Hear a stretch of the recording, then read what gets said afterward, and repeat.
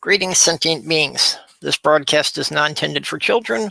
There will likely be strong language and adult themes. Fuck! Sorry, I finally did it. Somebody had to. So, how's everybody doing? Let's see, in the side chat we've got Santa Zenith, Heat Shield, Cheesemondo, hey, and Wonder Lady. And Faye is asking for a double breast removal. Ouch. Yeah. I think I get the general idea, but yeah, that sounds like it's pretty drastic. Oh, and Godless Sewing and Doc Fearson. Hello. So we have room here if anybody else wants to jump in.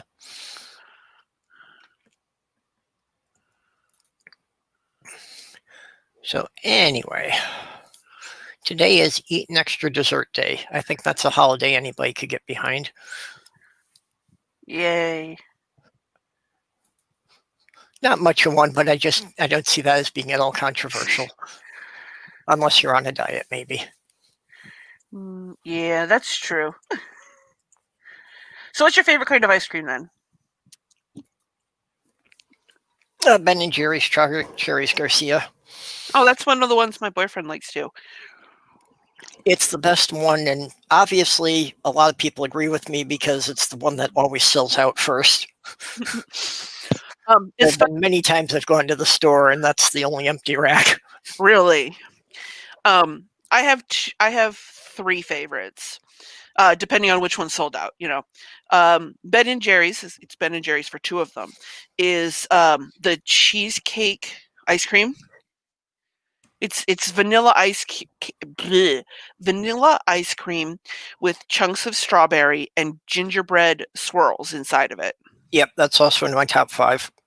My next one, or the other one from Ben & Jerry's that I really like, is called Americone Dream. It's... Oh, hold on. I'm going to look it up because I can't that's Stephen Colbert's Americone Dream. Yeah. Yep. I like that one too, unfortunately. As I don't have the teeth, anything with hard pieces like the waffle cones is not as much fun as it used to be. Yeah, it's vanilla ice cream with fudge-covered waffle cone pieces and a caramel swirl.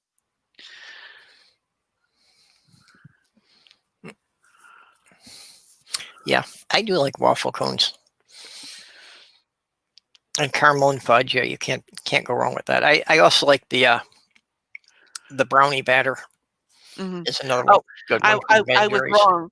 The strawberry cheesecake is strawberry cheesecake ice cream. It's not vanilla. Oh. So it's really good. And then, I don't know, have you ever heard of an It's It? I'm sorry, heard what? Of an It's It. No, what's that? It is an ice cream sandwich that is oatmeal cookies with flavored ice cream in the middle, and sometimes they're dipped in chocolate. Okay, I'm not real big on oatmeal cookies, but it sounds good. Yeah. It's a San Francisco tradition, and I can't get it here in the South, so I only get it when I haven't had it in like 20 years now, maybe more. Ah, a regional favorite. Yeah. Yeah. Another flavor that I like that's not particularly any one brand it's called Moose Tracks.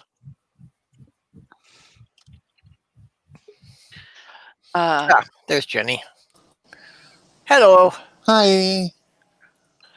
Hello. Who we got here? Oh, hi, Pirate.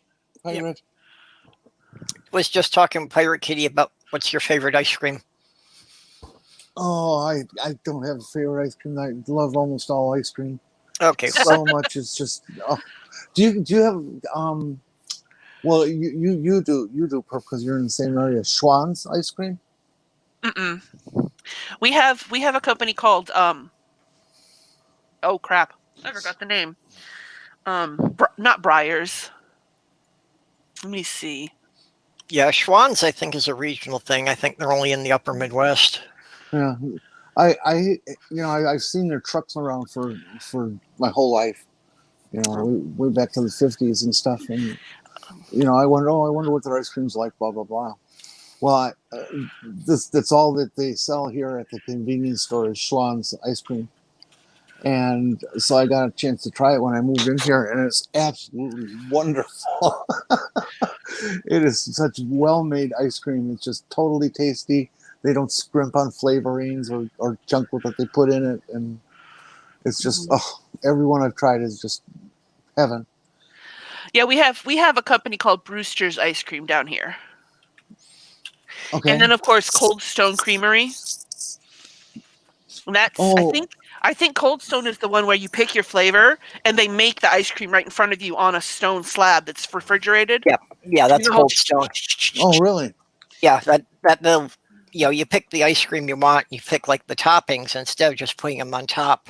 They put it on a stone slab and they mix it into the ice cream. Well, some of them will actually start with the ingredients, like they'll pour the cream and the sugar and all that, and they'll just make a base, and then you say I want mint chocolate chip, and then they put mint chocolate chips into it and chop it up and serve it to you. I just finished off a package of Schwann's strawberry cheesecake. Ooh, that's one of my favorite flavors. And it tastes exactly like strawberry cheesecake. Yeah, we were discussing the Ben & Jerry's strawberry cheesecake. I haven't had the Schwann's one. It was just heaven. Yeah, ice cream is what is my what do they call that? Cheesemondo says pistachio ice cream is where it's at. Pistachio's not bad. You have to like pistachios. I haven't had pistachio in a long time. Well, do you like pistachios? Oh yeah. I liked it before. Fine. It's just again, I can't really eat nuts anymore. So if it's got any of the actual pieces in it, ice cream gets me in trouble. Actually, yeah, because I'll come home late at night. I get off of work at midnight, and the Cake Quick Trip around the corner from me, they get their ice creams delivered on Monday. So I'll go and get gas, go in and get some food, and then I will get myself a tub of ice cream, the little pints. That's a $6 container of ice cream. Okay. I come home, a little pint, but it's expensive because it's at a convenience store. Yeah. And I have to hide it because if my boyfriend gets up and finds me with ice cream, he'll yell at me for not bringing him any. And I'm like, buy your own goddamn ice cream. Stop leeching off of me. Yeah, they I think I'm paying like $6.50 for I don't know like what volume what, Zenith? it is. It's like it's more than a quart, but I don't think it's a half gallon. Yeah, they used to be half gallons, but now they're down to like 56 ounces. That's the downsizing. Okay, Zenith. So what's weird things that Americans? I'm not arguing. There are some weird things we put in our mouths, but then again, some of the things Australians eat. Like kangaroo. No, I'm just kidding. I've actually had kangaroo. So like Vegemite. Okay, yeah, Vegemite's a little weird. Okay, Vegemite is spam for vegetarians. Really? I might actually. There's this store near me. It's called It's called a farmer's market, but it's not really a farmer's market. Like you picture a farmer's market, and you're thinking farmers bringing their crops in and selling them at a market. This is a grocery store with ethnic aisles. Like I can go to an aisle that's Jamaican, and then there's an aisle that's Chinese and Japanese and South African and Australian. That's where I get my Tim Tams from. Your what? Tim Tams. What's that? It is a chocolate cookie covered in chocolate icing, or not icing, chocolate dip. And what you do with it is you do this thing called a Tim Tam Slam. It's maybe 2 inches long, right? You bite off one corner, and then you bite off the opposite corner, and then you dunk it in your coffee, and you suck the coffee up through the cookie, and then you eat the cookie. And because the coffee softens the cookie, so you put it in your mouth, and it just kind of melts. Hmm. Okay. Tam Slam. I like it. Tim Tam. Yeah. I've never liked coffee, so that doesn't sound appealing to me. Well, you can do hot chocolate too. And anything that chocolate would be good with. Okay, I can do it with hot chocolate. Yeah, hot chocolate would definitely go well. Okay, but you still haven't listed anything weird that we eat. Wrong about Tim Tams? Why? Okay, Please do what's tell. wrong with Tim Tams? Let's see. Wow. Oh wait, there's apparently a layer of something in the middle of them too. I didn't see that.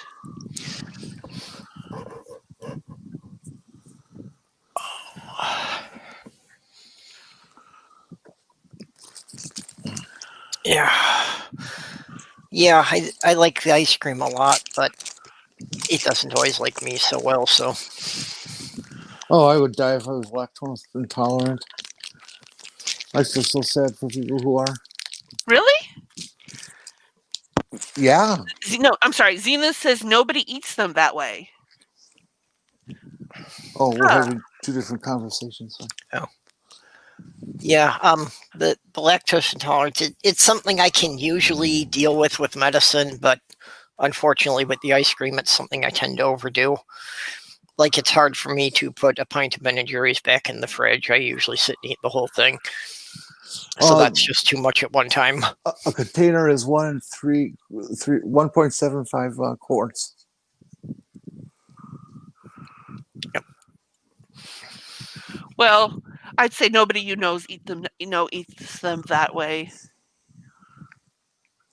But like, I learned it from a video of an Australian showing an American friend who was visiting how to do it. So I guess it's a regional thing, maybe. Yeah, I thought I had heard somebody else from Australia, talking about the Tim Tams and sipping the coffee through them.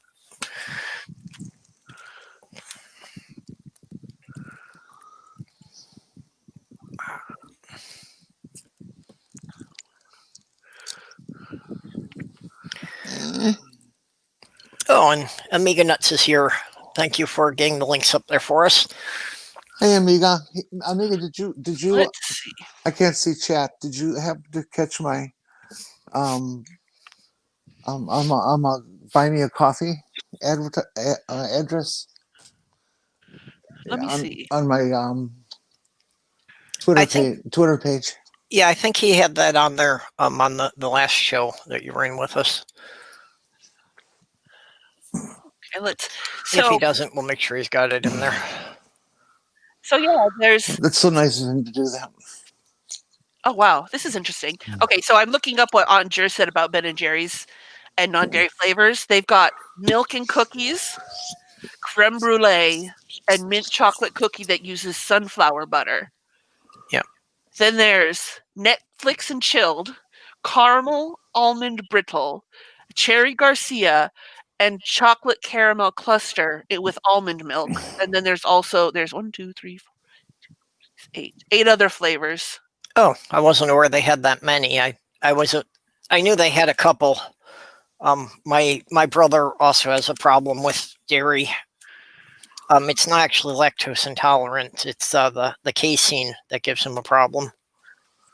Oh, So when I had first found that Ben & Jerry's had I think it was the Chunky Monkey was the first non-dairy one of theirs that I found, so I got that for him. And that was like the first time he had ice cream in years. I would imagine that's kind of expensive. Oh, it is. My ex got punched because of Chunky Monkey. To tell you this, I'll tell you the story, right? So this was after we broke up. Now this is going to sound weird. No, let me just ask. Does he call you that anymore? We haven't talked in a while. He's got a new girlfriend. They're getting married, and he moved. So blah, whatever. But we were still hanging out. We had broken up, and we had stopped to get some ice cream. And I picked out some Ben and Jerry's Chunky Monkey, and we were sitting on his bed watching movies, eating ice cream. And he was sitting on the outside of the bed, and I was sitting on the inside of the bed. And he goes, "You know, you are what you eat." And I looked down and I said, "I'm ice cream?" He's like, "What flavor is it?" I just reached out and punched him on the shoulder and knocked him off the bed. Yeah. See, sometimes a slap is better. I really wasn't offended by it. It was just like, how could Okay, you think? I have to ask. Your name is Cheesemondo. Do you have a problem with eating dairy? That just seems kind of ironic. Maybe he loves cheese. You know, love-hate relationship. Yep.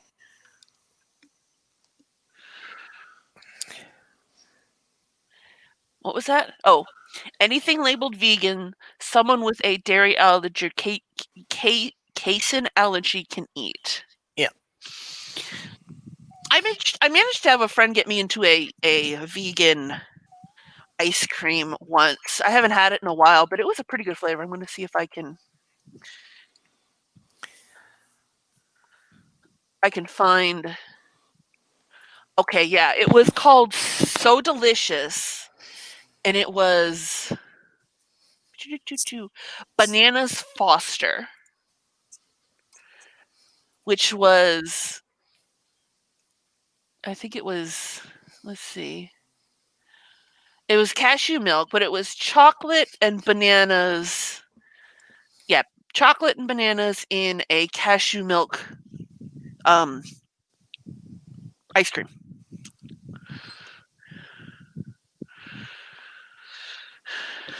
Expensive though. Almost as well, actually no. Yeah, well, for my brother, because it's the casein. What is casein?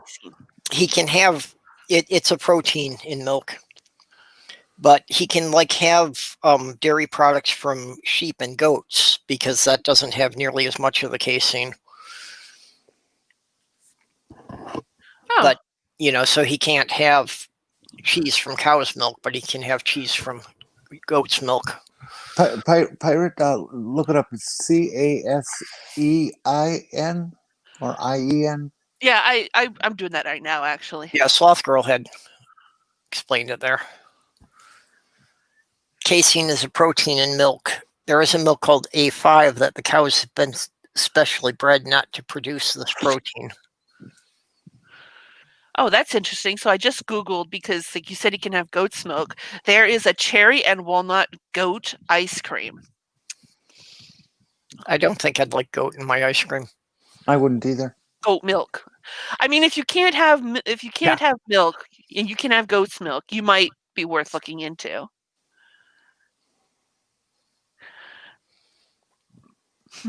Okay. I love cherry, weird, but cherry almond. I suppose if you can get a woman to donate it. Let's not go on to that subject. That's kind of gross in a way. It's weird though, like how averse we are to the idea of drinking human milk, but we'll drink cow's milk, and it's just, I don't know. I think it's weird sometimes. Yeah, see, I don't think it's weird at all. I mean, it's not something I would partake in because it's just not very convenient. But I think if people chose to start doing that, I'm okay with it. Especially if there's women who can make a bunch of money off doing it. I have tried it just because it was, woman I was playing with for a while. So, okay, you can't just leave it there. Well, I expect it's one of those things that probably would vary quite a bit depending on the woman's diet as well. Mm-hmm. Well, it doesn't a cow too. Yeah. Yeah, so I don't know. hers actually seemed a little bitter, and I think that just had to do with her diet and some not so healthy habits. I think what I would hate most about it is when they have to milk you, that you got to crawl in on your hands and feet to those machines, you know. And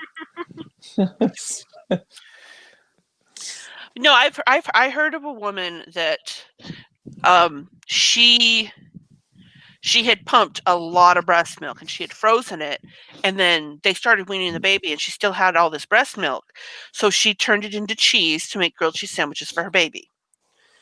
And I'm like, okay, I guess at least you're still giving it to the baby who you gave birth to.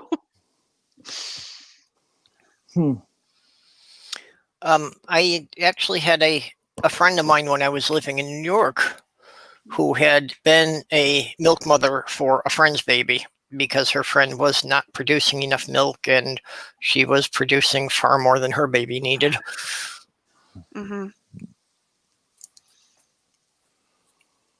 So, you know, and that actually has quite a long history of it. I just didn't really occur to me that there were still people doing that in the modern age.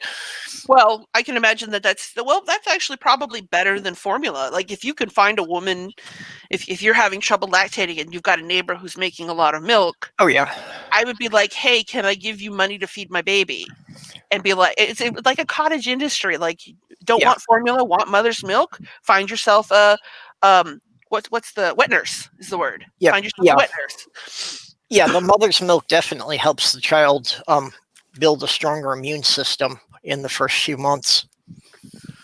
Yeah, the colostrum, the very first milk that comes out.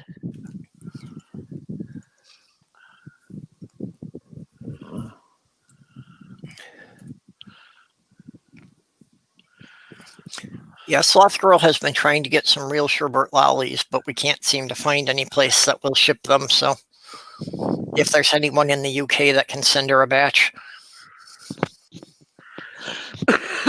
Excuse me, hold on. Oh, that's the wrong button.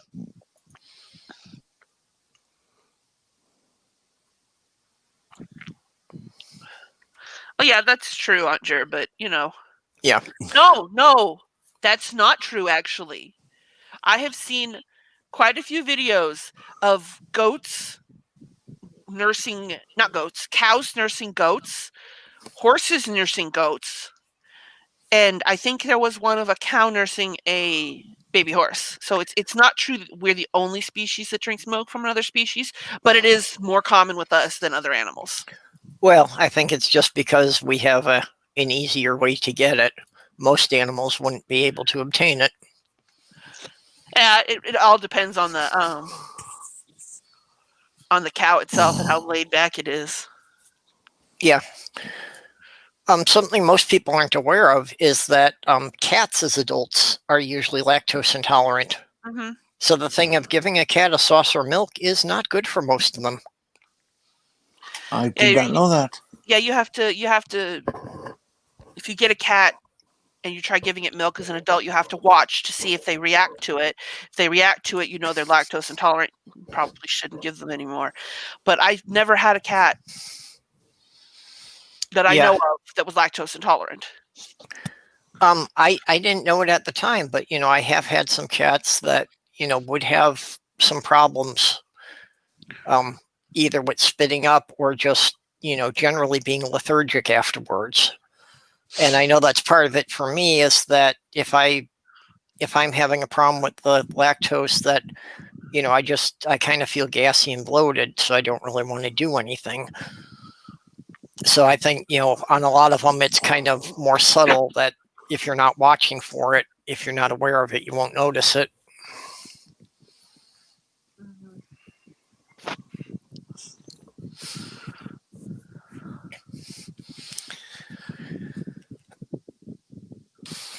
One of the cats I had years ago, that was her favorite treat, was when I would finish off one of the squares of ice cream. I'd just flatten out the carton and I'd let her lick it off. We had a cat named Boomer who my dad would let get up in his lap and drink out of his glass of milk.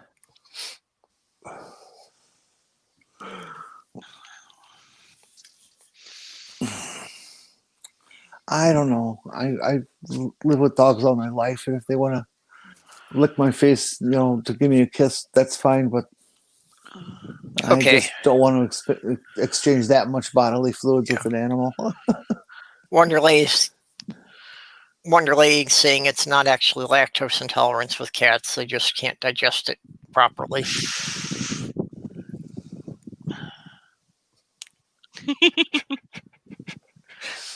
Yeah, I suppose it's not good for cars either. Could you imagine if we could figure out how to get cars to run on milk? Nah, not really. That'd be even more expensive. No, sour milk. Ah. So, you accidentally let a gallon of milk go sour, pour it in your car, and run your car for a couple days. Although sour milk's often good for baking. Not that many people bake anymore. Oop. I will be right back.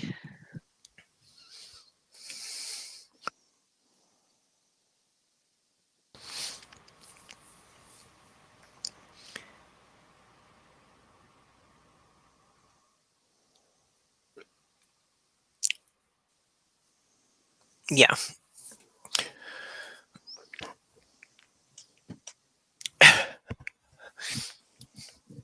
Apparently Cheesemondo is also big on the sherbet lollies.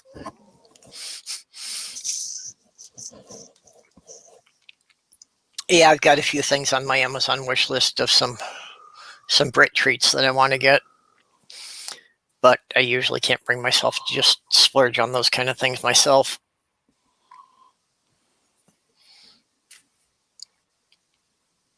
Oh yeah, Faye's saying that with cats that the milk actually ferments in their guts.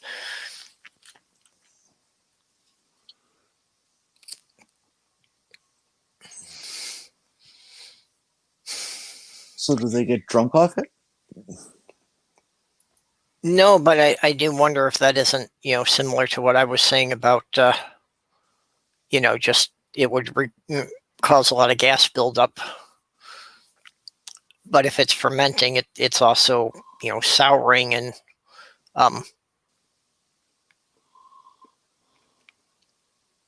basically it's causing yeast to grow in there. So that can't be too healthy for them.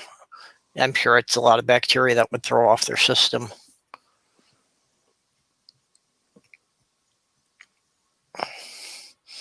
So what's been going on with you, Jenny? Oh, not a lot.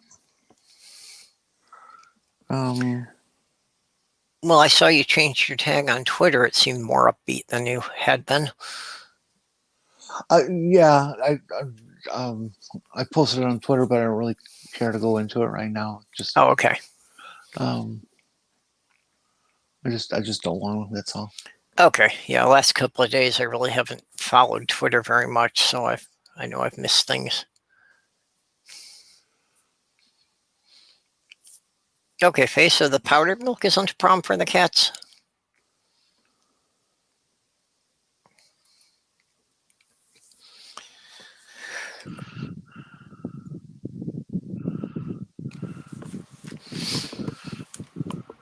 So, yeah, not too much going on here. I kind of had to back up on my place, and I was doing some kind of deep cleaning that should have been done before I moved in, but didn't get done at the time, so.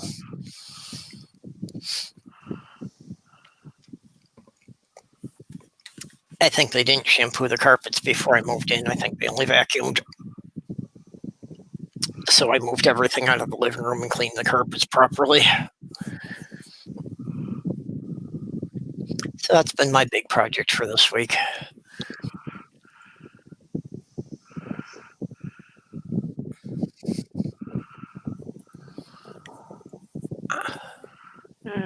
I've had no big projects or anything. Just going to work and playing my video games and watching YouTube. Yep. Well, I'm finally realizing here that, like I said, this apartment's not really much bigger than the apartment I had been in, but it's laid out so much better. It seems to have more space. Mm-hmm. So it finally seems that instead of just having shelving for storage, I actually have the potential to actually have some display space. Oh, nice. So I'm kind of, revamping how I had designed the shelving to have some display areas, and if nothing else, put up some of my Lego models. And I found a new one at Target last week that I'm anxious to get together. Let me bring up a picture.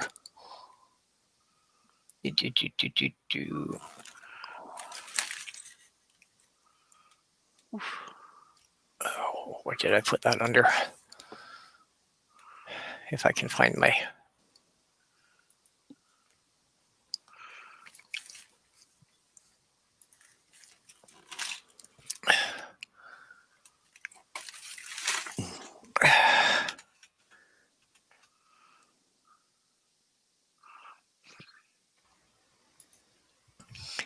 It,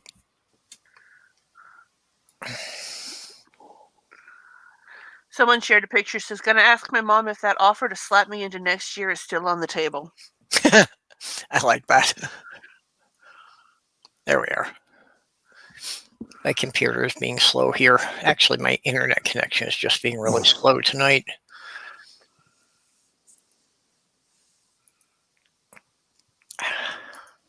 There we go. I want some lasagna. Oh, Sloth Girl makes great lasagna. Okay, there we are. Brought together two of my favorite things. It's a Lego set that makes a collection of a dinosaur museum fossil exhibit. Oh, that's cute. So it makes all three of them at the same time. So you get the Tyrannosaurus and the Triceratops and the Pteranodon. And then they threw in a Lego skeleton of Homo sapien. Zoom in on the crate if you can. The crate in the bottom corner. Okay. So there's an egg, a stray bone. Yeah, a couple of extra bones. What's in the crate? That's what I'm trying to figure out. I'm not quite sure. How much would something like this cost? This was kind of a pricey one. This one was like a $60 set because it's got a lot of fiddly small pieces. This is 910 pieces.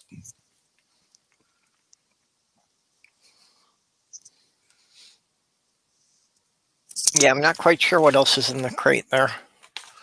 Because he's holding the magnifying glass, because that kind of looked like a magnifying glass, but it's not. It's something else. Looks kind of like a cup, but it's fine. You can't really That's tell. why I was wondering if maybe it was his coffee cup or something in there. And Jer. Hi.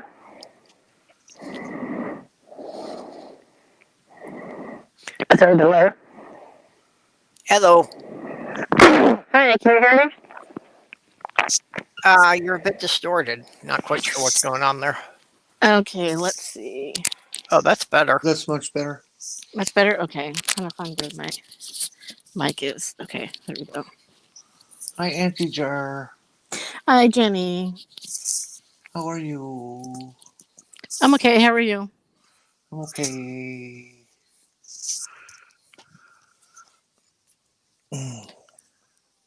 So, what conversation did I interrupt? Oh, not too much. I was just talking about new Lego model I got. Oh, Oh, you got the dinosaur one? Yep. I picked that one up last week. Was the first time I saw it at Target. I'd seen a couple of channels online review it, so I knew I had to get that one. You know, I wish I'd got the. Oh wow, that's like $60. Yeah. I just looked at it on. That's pretty nifty. I just kind of wish that I could get. There's two that I want to get for my boyfriend. So yeah, it's a cup. Looks like a cup and a little fake notebook and a screwdriver. Because there's an image. Yeah, there's some tools. Ah, I was just looking it up. There's 2 sets that I want to get for my boyfriend eventually, and that is I want to get him a Millennium Falcon with young Han in it, not old Han. And I want to get him the Black Pearl. okay. Well, for anything with Lego, go to bricklink.com. Even sets that are no longer reproduced, and I mean like sets back to the 70s. You can find them there. It's just a matter of how much you're going to pay for them, depending on how rare they are. What's it called again? Bricklink.com. I just dropped a link in the side chat. But basically, it's like Amazon, except it's Lego only. So it's, thousands of different people who each have little shops trading Legos. But that's where I've been making some money during the COVID, that I've been selling off some of my back stock. Holy which is shit. the only reason I've had money to buy some of these things now. Holy shit. It's listed at $200 and something. Which one? The Black Pearl. Yeah. Well, and What's the Black Falcons Pearl? generally started at about 150 when they were in this retail store, so I'm sure that one's going to be. You've never seen Pirates of the Caribbean Nope. Oh, with Johnny Depp? Nope. Oh, you have to. So basically, it's a movie series about a pirate who gets his ship stolen, and the first one is him trying to get the ship back while also other things happen, and his ship is the Black Pearl, and the pirate is played by Johnny Depp, and I think it's a really good movie. I see. Okay, so the Black Pearl is a ship. yeah, the Black Okay. Pearl is Johnny Depp's ship in that movie. Okay, I get it. I was waiting for the answer to come up. I figured it would eventually. Huh, what? Was I not talking? Yeah, but you didn't say it was a ship. You just were just talking about everything about it except Yeah, that you kind of it's went a into ship. the movie and didn't directly Yeah. answer. You gave the long answer. Oh, We took the scenic route. yeah. Sorry. It's quite all right. Okay. Have you guys seen the I don't know who does it, but somebody has recreated scenes from the Bible using Legos? I think it's called the Brick Bible. Oh, yeah. And the funny thing about that one is it was actually banned from one of the Lego conventions for graphic violence. Well, yeah.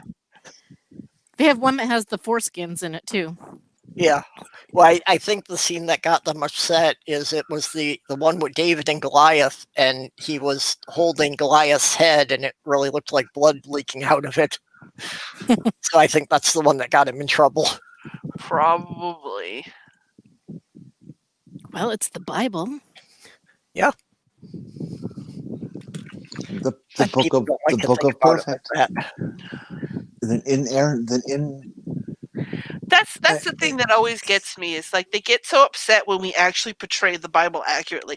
That's not suitable for kids. I mean, it's in your holy book. What am I supposed to say? Yep. You're supposed to sanitize it. Oh shoot. Simple Green or Lysol. That's why they have separate children's Bibles. Yeah. I keep a Bible in my house. I've probably got like 4 of them. It's in the drawer of the bathroom vanity in case you run out of toilet paper. Somehow through the process of a couple of moves, I had lost mine. Not that I was real upset about it, but I have my mom's Bible, and then I have my Skeptic's Annotated Bible that I took to Faithless Forum and got signed by a bunch of people. Oh.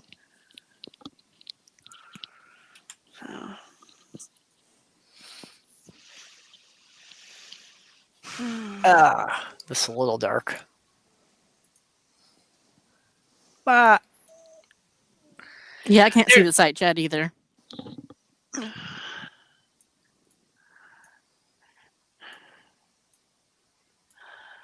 Yeah, there was a book that I was going to bit. It was actually on a wish list I had, and it was Awkward Children's Moment Bible or something.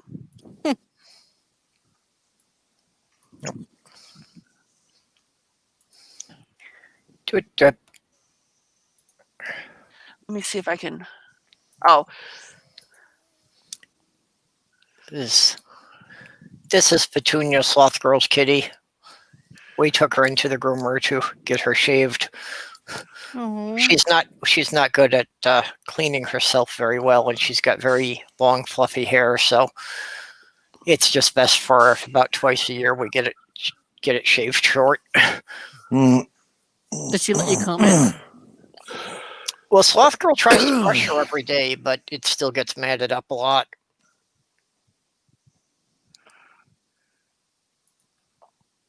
So yeah. So this Awkward Moments Children's Bible thing, it's got one page where it's got different pages where it's highlighting really problematic pages of the Bible and giving them really cutesy art to it. For example, let me see if I can do this. It's let's see. There you go. Should be there. Okay. Get back to work. Yeah. If a slave owner beats a Oh. slave, male or female, with a stick so severely that the slave dies immediately, the owner should be punished. However, if the slave survives a day or two, he should get back to work. The slave is the owner's property. And, that's from Exodus. And so they drew it this Wow. way. Let's see. Let me see. Where is there an X? I don't see it. Here's another one. It says, an impure man saw Jesus and ran to him. Falling to his knees, he screamed, Son of God, what do you want from me? Please don't torture me. Jesus said, come out of him, demon. What is your name? And the man replied, my name is Legion. We are many. So Jesus cast the demons into a nearby herd of 2,000 pigs that rushed off a steep cliff to their death. When the local people heard about the man and the pigs, they told Jesus to leave the area immediately. Forgot about that part.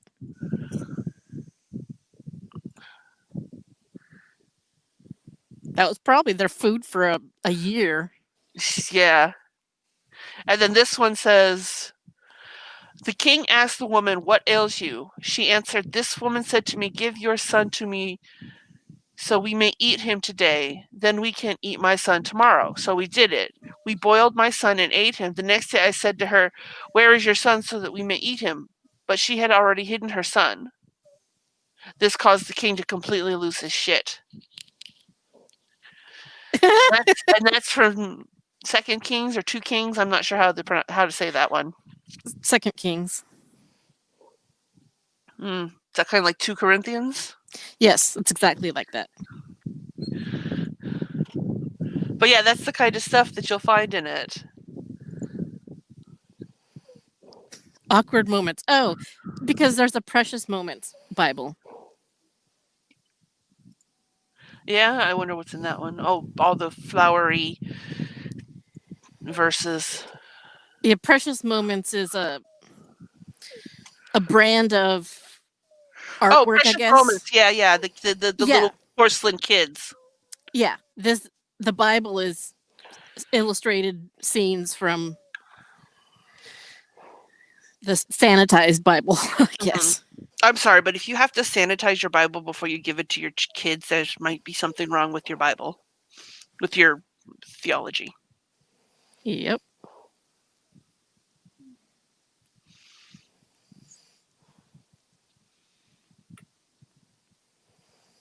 Boo.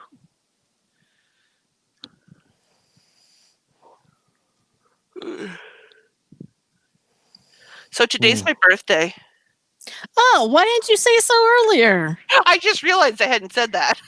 Oh, happy birthday. Happy birthday. Thank you. How old are you? How old are you? I How turned old are you? 41. Oh, that's not old at all. I Okay. know, not that bad. Here's a link to the YouTube page of the guy who did the Bible in Lego. Oh, So let me see that's the story of Adam and Eve. It's a 10-minute YouTube video of the story of Adam and Eve. So you can go watch that later on. But yeah, he's got a whole series of them on there. I don't know if he's done the entire Bible, but there's quite a few. I am going to subscribe to this channel so I can find it later.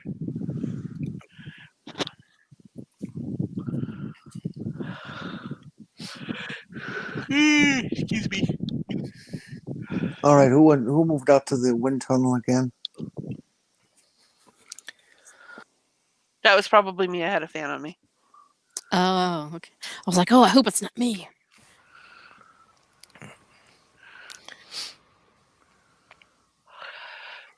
So did anybody see, this is going to be a controversial thing, probably. Did anybody see the interview that David Silverman did? Oh, the podcast interview? Yeah. I just heard a clip of it. I didn't hear the whole thing. Which clip did you hear? The first or the second one? I don't know. Was it the one about statistics, or was it the one that where he said George Floyd was a garbage human and it's not so bad that he's dead? It was that one. Yeah.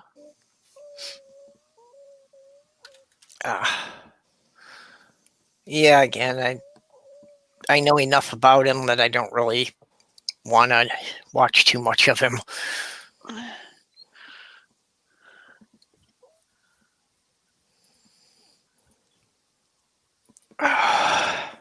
Yeah, that's a little deep there, Sloth Girl.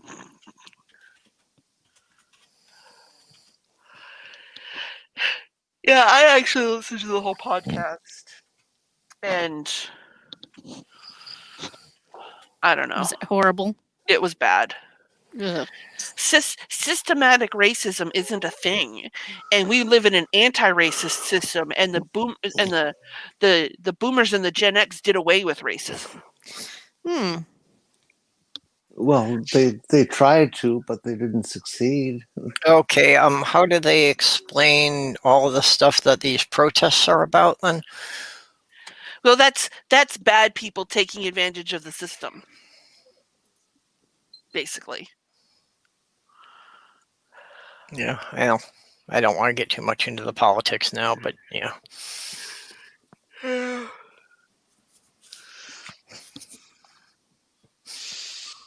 My dad was fond of saying that God raped Mary. So, I mean, yeah. She was what, 12 or 14 when she got pregnant with Jesus? Yeah, 14's what it seems that most of them are willing to agree on. And yeah, the angel kind of told her about it, that, yeah, you know, not asking her about it, just this is going to happen. Mm-hmm. Of course, I've always, you know, I grew up in a heavily Jewish community, so I always kind of wondered if the whole story wasn't, you know, Joseph's Jewish mother, that he got the girl pregnant and, you know, he didn't just want to cast her off, so the mother came up with, okay, this is what we're going to tell the aunts so that they'll shut up about this, and the story just got out of hand. Right. What was that Hitchens quote?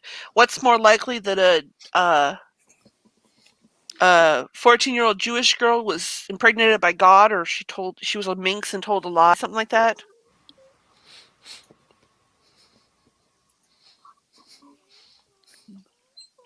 Oh, yeah, yep. So if Jesus is the son of God and Mary's the mother of God, was Jesus a product of incest? Oh. I don't know. Twist around. Yep. Well, I mean, the Bible is full of incest. Oh, yeah. So it's on brand.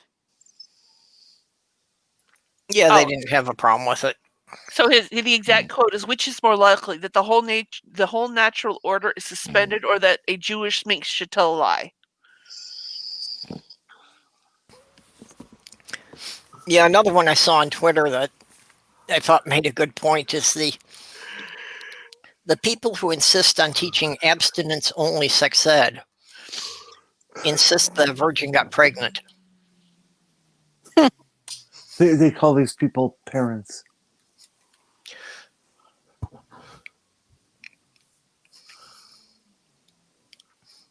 Well, I wouldn't say good parents.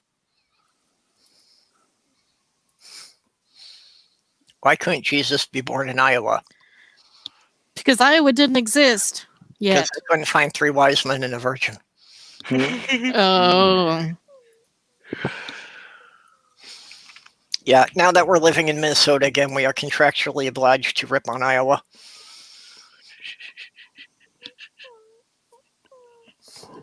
It's just a requirement if you live here, you know. So who's squeaking? Not me. I think it's Jenny. I think she fell asleep again. I am not asleep. Okay. Okay, I didn't I'm know. I'm just not feeling terribly talkative tonight. Oh, I gotcha.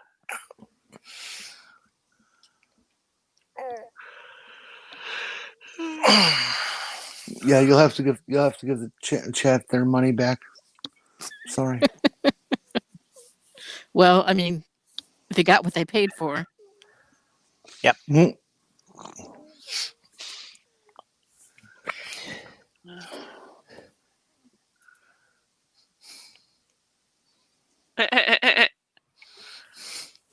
Why is Minnesota so windy? Because Iowa sucks and Canada blows. No. I'm not going to insult Canada. I'm still trying to get them to annex the upper Midwest. I think it's my only chance of escaping.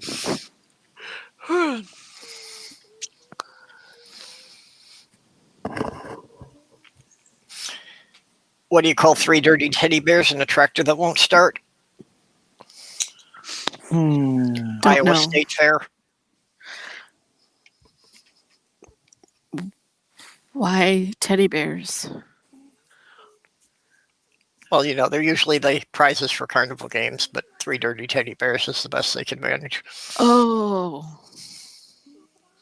I was thinking of like a bear, like a man bear. Okay. Nope.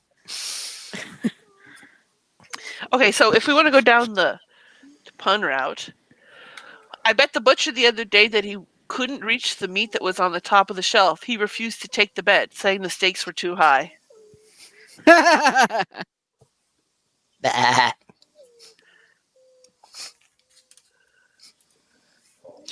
What do you call a pretty girl in Iowa? A tourist? Oh, that's so mean.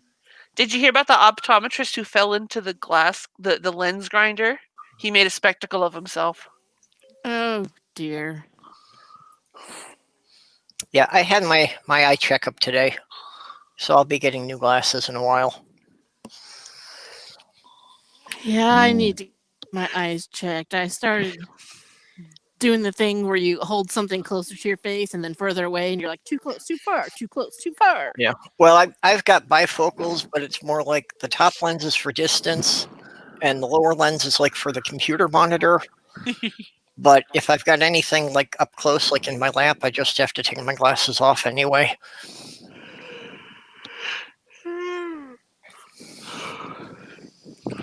Hey, doorknob head. So, guys, did you guys hear that biologists have produced immortal frogs? They removed their vocal cords so they can no longer croak. Oh.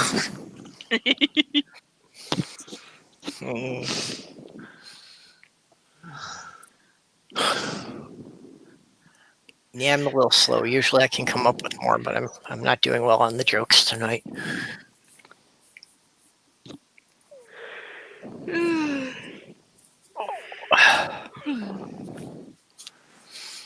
Have you guys heard the Sally joke? Sally that? joke? No. What? About swinging. Guess get it. not. Okay. Go ahead. Okay. Why did Sally fall off the swing? Why? Because she didn't have any arms. Knock knock. Who's there? Not Sally. Not Sally who? No, that's it. Not Sally. She couldn't knock. She didn't have any arms. Oh, right.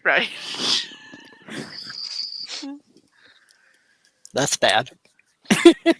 That's my favorite joke of all time. My favorite joke of all time is a gay joke. Do you want to hear it? Okay. You've all heard it already. I think everybody, Yep. but maybe Aunt Jers heard it. I said, so I actually do kind of feel bad for kids with gay parents Oh, yeah. because they either get stuck in an endless loop of go ask your mother, or they get twice as many dad jokes. Yeah, I think I have heard you tell that joke, but it's still funny.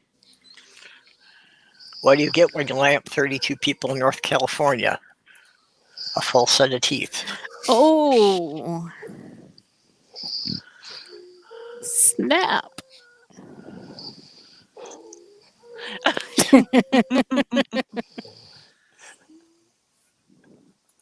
And the other thing left in the room was parrots.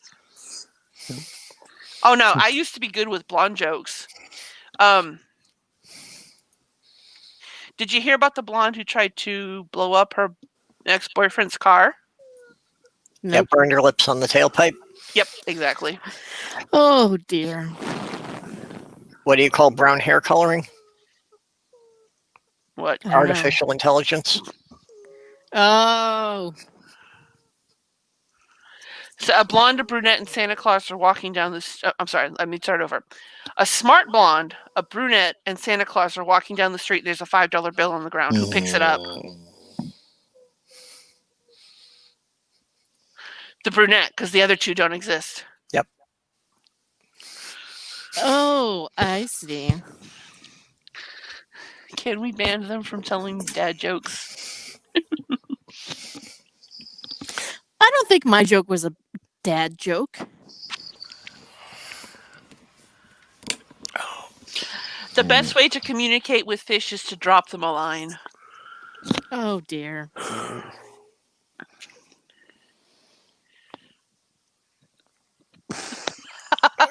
If you hear it from the horse's mouth, you're listening to a naysayer. Oh brother. Well, it'd be worse if you're listening to the other end.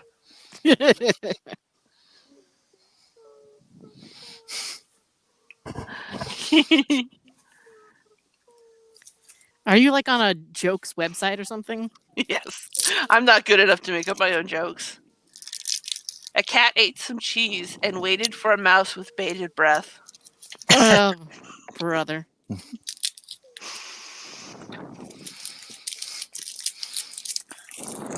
All right, enough with the paper and crumbling and stuff. Jeez, you guys.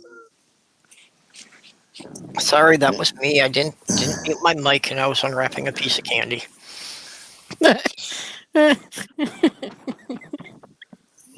Sorry, that's really funny. Hey, Oh, drag it's on me, like and I'll get the crinkly tube of poking again. People hated that. You know, opening candy reminds me of my uncle, who passed away a few years ago. When I had first met him, I was scared of him because I remembered him from when I was a kid, and he had this big booming voice, and there was like 12 kids in the house, and he was always yelling because 12 children. I don't need to say more. So when I moved down south and they were there, and I went over to her house, I found out he was actually really nice, really funny, nice guy. So I would come over to help my aunt clean up, and I would come around the corner and be like, "Hi, Uncle Bobby," and Uncle Bobby would look at me and go, "Would you like a piece of candy, little girl?" And I'm like, "Yes, creepy old man, I'd like a piece of candy."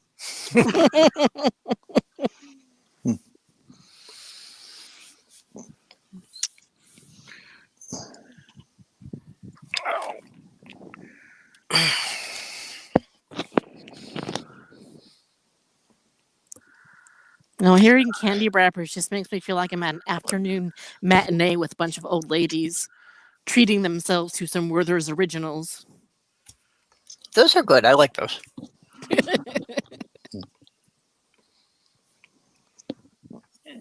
Mm. No, but I do find peppermint helps settle my stomach. So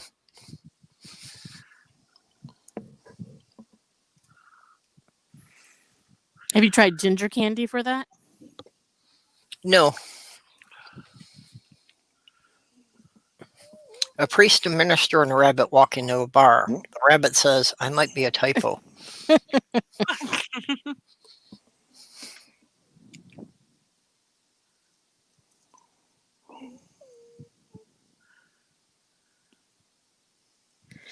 Anyway, I recommend the brand. Well, it's from the Ginger people, and their candy is called Gin Gins. They've got a lot of different flavors. No, doorknob head, no.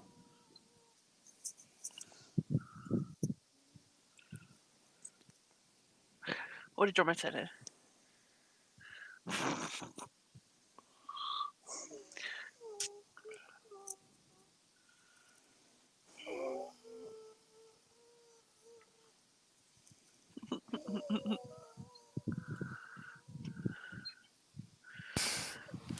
I feel like I hear a ghost. Ooh.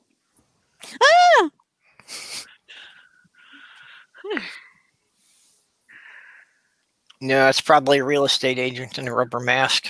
At least that's what Scooby Doo always taught me. Well, they should. You should. You know, they're. Yeah. Do you want to try that again? They're scary. You should have liked them. I saw this image recently that somebody had posted, and it's Shaggy and Scooby sitting on top of the Mystery Machine, and it's basically like Scooby and Shaggy are looking out to the back, and they're saying that we were right. The real monsters are humans all along.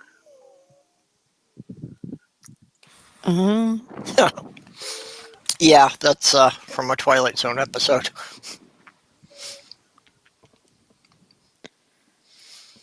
Doorknob head, why don't you tell the dad jokes? Or maybe you have. I don't know. I can't see the chat. When I was a kid, my mother told me I could be anyone I wanted to be. Turns out identity theft is a crime.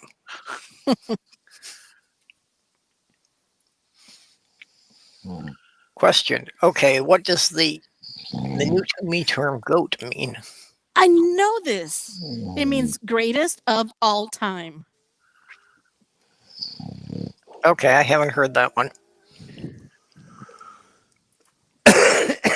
That seems to be an odd thing to be calling somebody you actually like. Yeah, I have teenage nephews, and it's. I don't know if it originated in video games, but I know they use it a lot in their video games. Yeah, they've adapted that one. The first time I ever heard goat was with not Skyrim, Fallout, which is the generalized occupational aptitude test. Oh.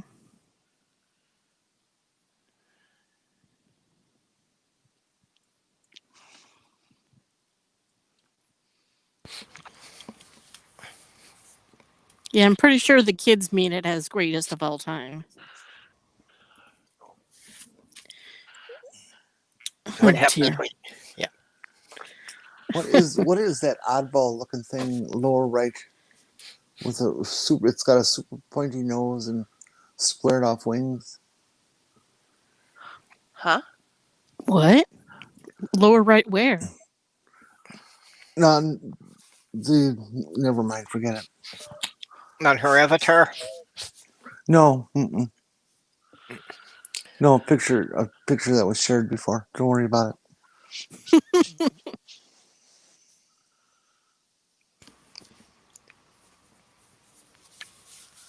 Goat also means grind, optimize, automate, and thrive.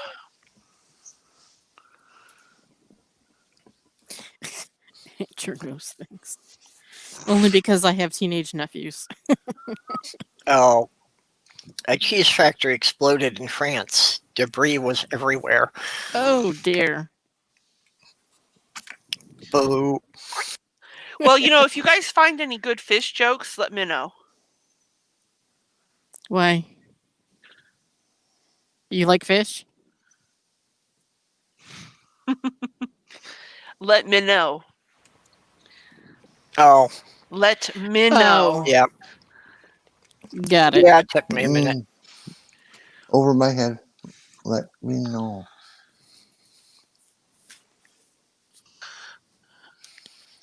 Nope. Won't get it. Minnow, like the fish minnow. Oh, Yeah. ouch. So do the females sing because they're minuets?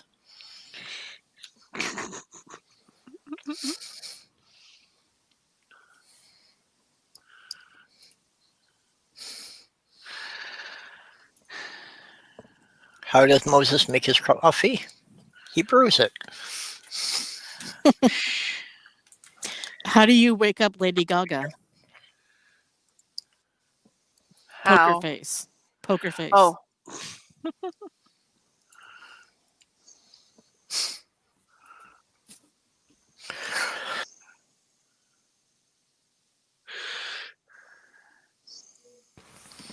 Excuse me.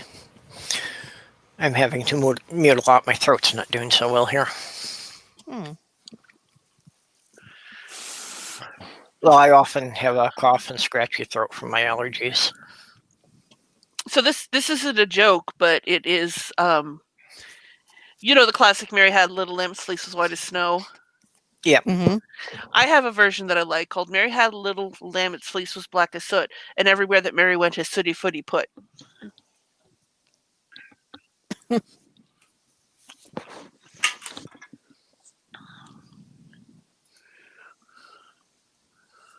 Okay, a tuna walks into a bar.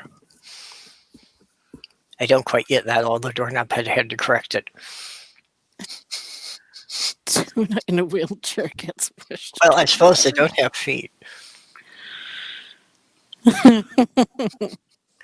So two guys walk into a bar. You would have thought the second one would have seen it. Oh. Is this from a dad joke website? No, that's an old one I remember. I'm not looking any up. Pirate Kitty is looking up jokes. What's orange and Orange sounds like a parrot? A carrot. What do you call a bear with no teeth? Don't know. A gummy bear. Oh.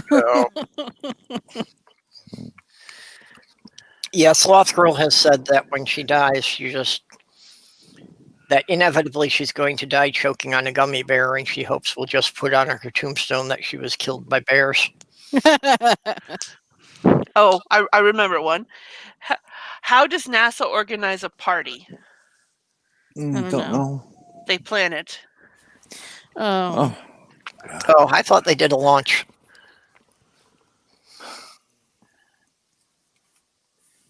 That's an old one.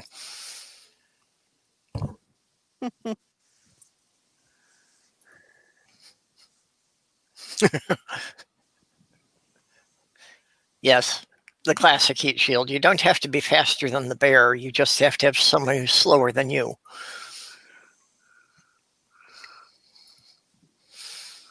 Nobody's slower than me. They are if you trip them. I'll keep that in mind. In middle school, we had to run the mile, and this was the last class of the day. Mm-hmm. Everybody else was like already done, went to the locker room, changed, and was like out front waiting for their parents to pick them up, and I'm like still running. Yeah. Did a 15-minute mile. Yeah, it sounds 15 about minutes. like me. And then at the end, the teacher was like, I'm so proud of you. You did so good. You didn't give up. And I was like, that was an option? Yeah. You mean quitting was an option all this time? If I had known that, I would have quit a long time ago. Yeah. Where does a dog go when it loses his tail? A retail shop. And where should he never go? A flea market. Oh. Oh. Yeah. What does the scientist's dog do with a bone? Don't know. Barium. Oh. Okay. I don't like barium. Why did the cowboy buy a dachshund? Don't know. What? Because he was told to get a long little doggy. Exactly.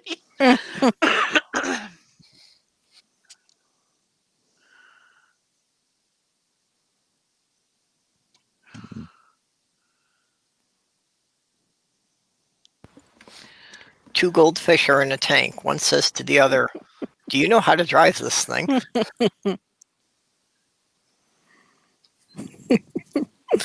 That's just cute to me. Like, I'm just imagining two goldfish trying to drive a tank. I did that to somebody on Twitter a couple of weeks ago, that they were talking about cute tank tops, so I posted a picture of some turrets from World War II tanks.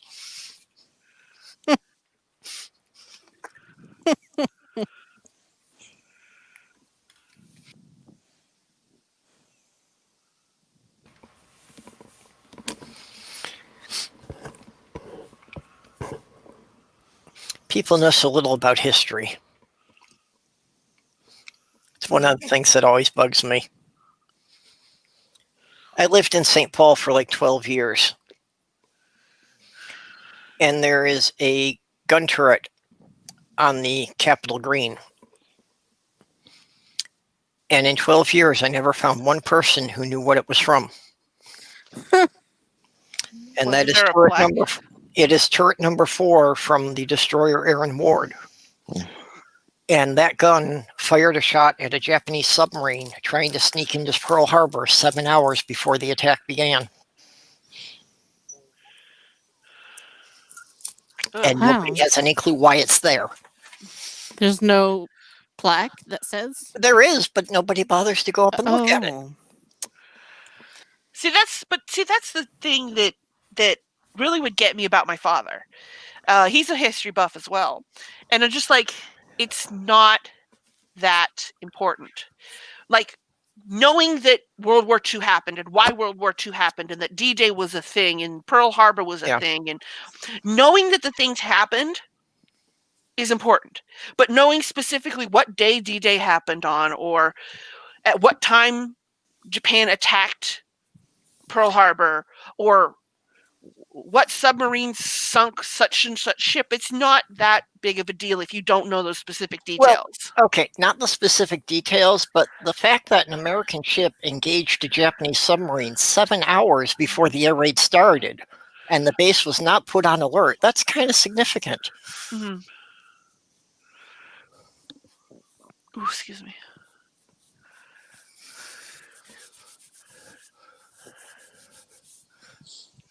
But, to me, it's a thing. Wherever I live, I want to learn what goes on with the local history as well. There is a running controversy between Minnesota and Tennessee because there's a Confederate flag in the Minnesota Historical Museum, and Tennessee keeps ordering it be returned. Because the 1st Minnesota Regiment took it from a Tennessee battalion in the Civil War. And that's why it's in a Minnesota museum. And Tennessee is embarrassed by this, so they want it out of there. Wow, talk about holding a grudge. Yeah.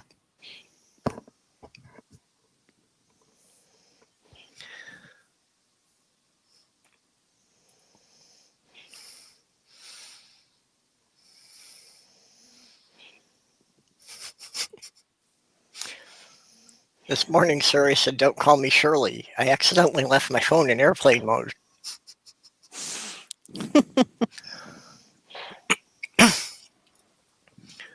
Yeah, me guy. I'm not sure what happened because I didn't get to watch the video yet, but I saw Bionic Dance had posted a video today, something about her computer going kafloof or something. So, does anybody know what's going on with her?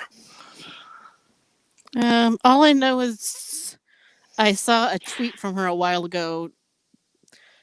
I think she talking about the specifics of how she needs to get her computer fixed. So a lot of it was over my head. Yeah, well, I know for her that actually is, her income. So, if her computer's out and she can't be working on things.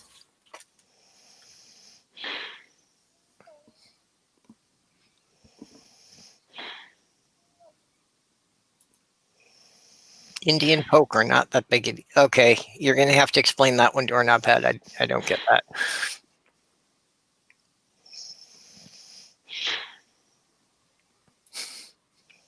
If an English teacher is convicted of a crime and doesn't complete the sentence, is that a fraudulent?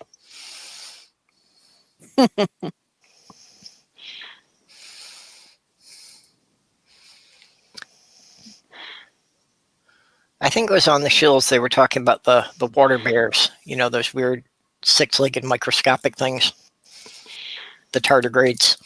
Yeah. Yep. So I was asking that if a teacher was late posting the test scores, isn't that a tardigrade? Oh dear.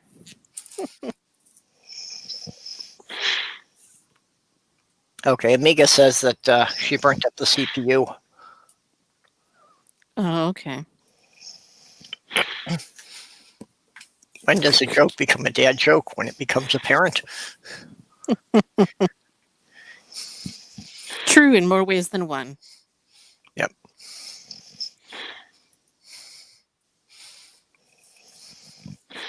I wish Sloth Girl could get into these things from time to time, but she watches YouTube on her Xbox, which is not conducive to getting in the live chats. Oh. So that's why she only hangs out in the side chats. For anyone who doesn't know, she is my companion. She lives upstairs. So we have been together literally all our lives. Wow. Her mother babysat for me when she was pregnant. So I literally knew her before she was born. But how well did you know her before she was born? Well, yeah, not so much afterward. But About as well as anybody else could. What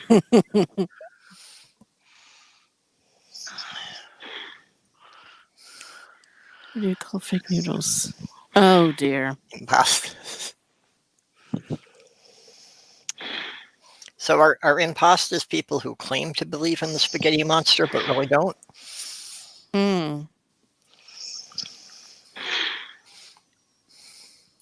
What was that joke she made about my name before?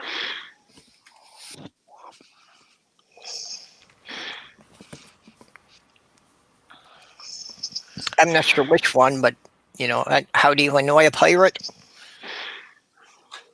Take away his pee. Take away their what?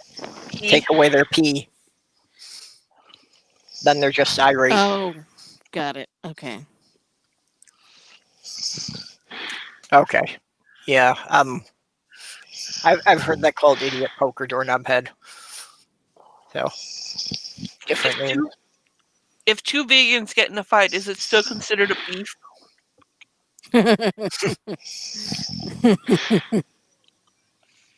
Jenny, Doorknob Head thinks you're smoking.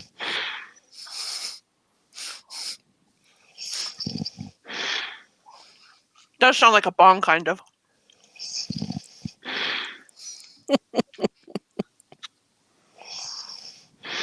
Yeah. She'll have to catch me in the side chat then when she needs to talk.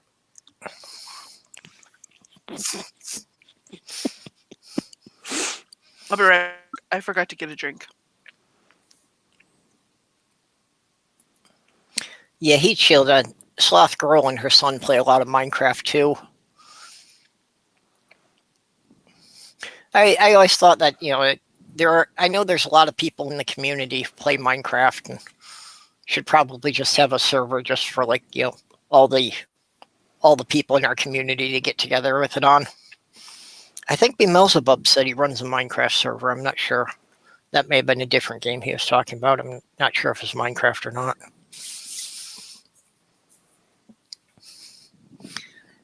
What about Minecraft? Oh, just Heat Shield was saying that her Xbox has years of Minecraft on it. Oh, And I was just saying that I know there's a bunch of people in the community that play it. And, somebody should probably just set up a server so everybody in the community could get together on Minecraft then. Mm-hmm. I don't play it myself. I tend to avoid the computer games just because, I've got enough things I can procrastinate with. Right. If I get into it, I can get very compulsive about some of the computer games, and I could lose weeks that way. I drank 2 pumpkin spice lattes today. Does that count as 2 desserts? Probably. Yeah, I think they've got as much sugar in them as most desserts.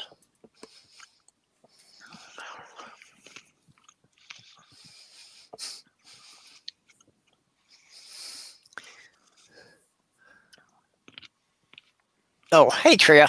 Didn't see you come in.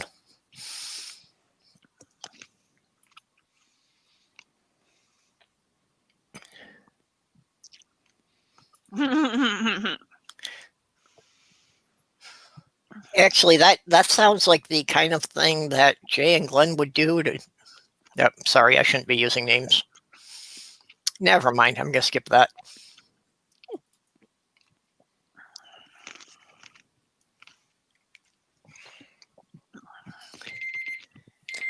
Oh, Whose alarm? Mine. No. Ah, I turned it off. time to wake up. was that to remind you it's your birthday or something? And it was to remind me to wake up my boyfriend. Oh, Unfortunately, we both work today. But if this pain doesn't go away, I might have to call out and go to a doctor instead. oh dear. Did it just flare up on its own, or what happened? I just woke up this afternoon and had abdominal cramps. Oh,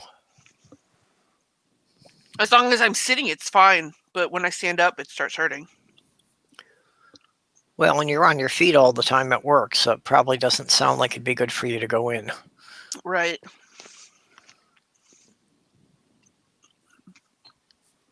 The problem is, it's like, well, maybe not. Maybe it's not really a problem. Let me see.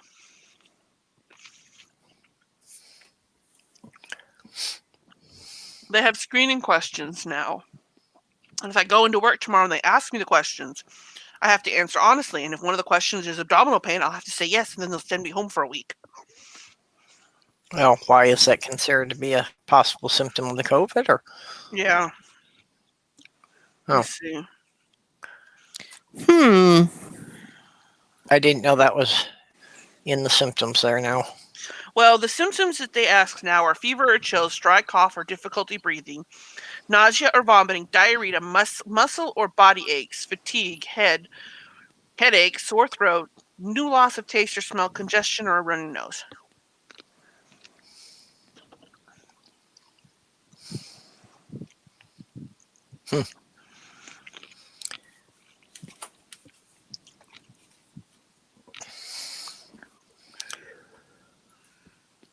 Yeah, they gave me a questionnaire at the eye doctor for things, and it's like, yeah, I'm having 3 of these symptoms, and that's just my allergies. I always do.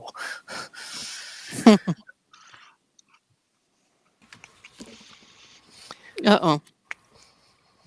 Yeah, I sent that message, and then I had to get up to go to the restroom, and then my boyfriend was asleep, and I'm like, I don't want to wake him up because he had gone to bed late.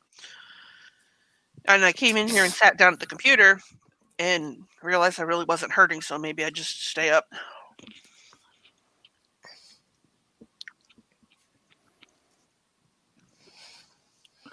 Yeah, Tree, I was surprised that PK came in too, but Yeah, new loss of taste or smell is apparently a symptom. hey, Tria.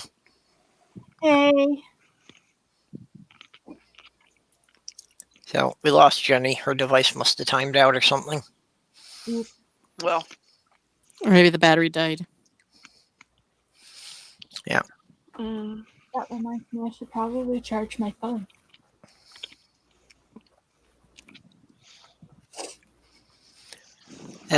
Reminds me of when I was first getting to know my fiance. That started out, we'd be talking on the phone until my battery went dead. And so then I had to be talking to her with the phone plugged in. Then it wound up we were talking until the phone overheated. Oh. Oops. Well, a woman is on trial for beating her husband to death with his guitar collection. The judge asked first offender. She said no, first a Gibson, then a Fender. Oh. Yeah, I've heard that. ouch.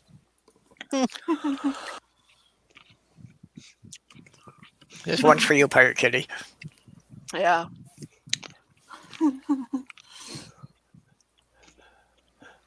Oh. Okay, yeah, you were just reading Sloth Girls there, right? Mhm. What's a pirate's favorite letter? R. Arr. C. Oh. Let's see. I'd say it's tied.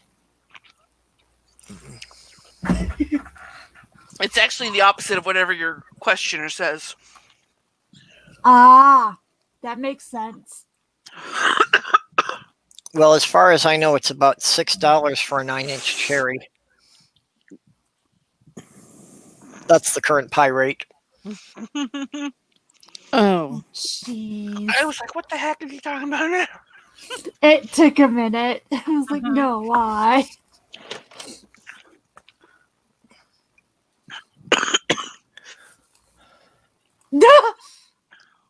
Doorknob head, not the battery. Yeah. Ladies hate it when that happens. Listen, don't call me out like that. Oh my gosh. Mine doesn't run on batteries. Mine is charged with a USB cord. Yeah, my ex had one of the old-fashioned ones that plugged into the walls because the batteries never lasted long enough.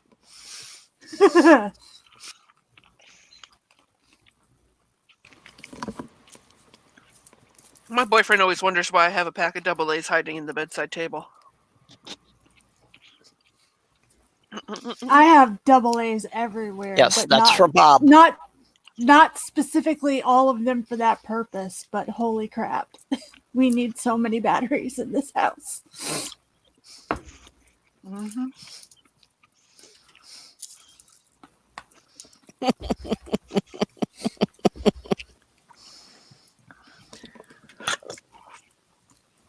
I have been called worse things than a puppy, so I'll take it. Although I am more of a cat person. So, Sloth Girl, does that mean that you can rush at it multiple times? Because it's rechargeable?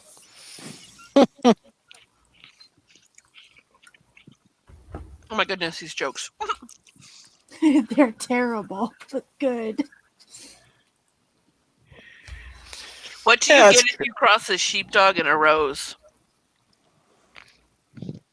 Don't know. A cauliflower. Ah, Oh. Bad. Boo! Yeah. well, that's like what happened when Lassie had sex with a cantaloupe. She had a melancholy baby.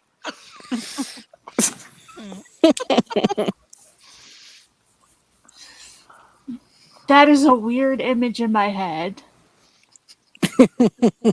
Oh, come on, you know dogs will do it. Dogs will Yeah, hump I anything don't. when they need to. Yeah. Cats will too if they aren't fixed fast enough. It took a lot of training to get Elmer to stop doing that shit.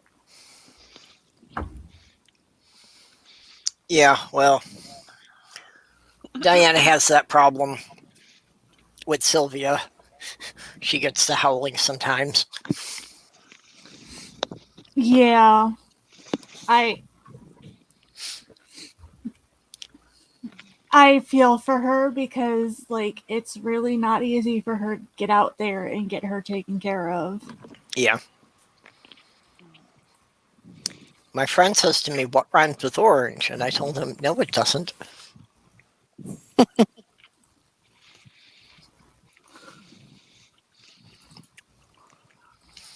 And Sloth Girl is the one responsible for my name. Because when we were gaming, she kept saying nothing rhymes with purple and nothing rhymes with orange. So by default, they have to rhyme with each other. Oh.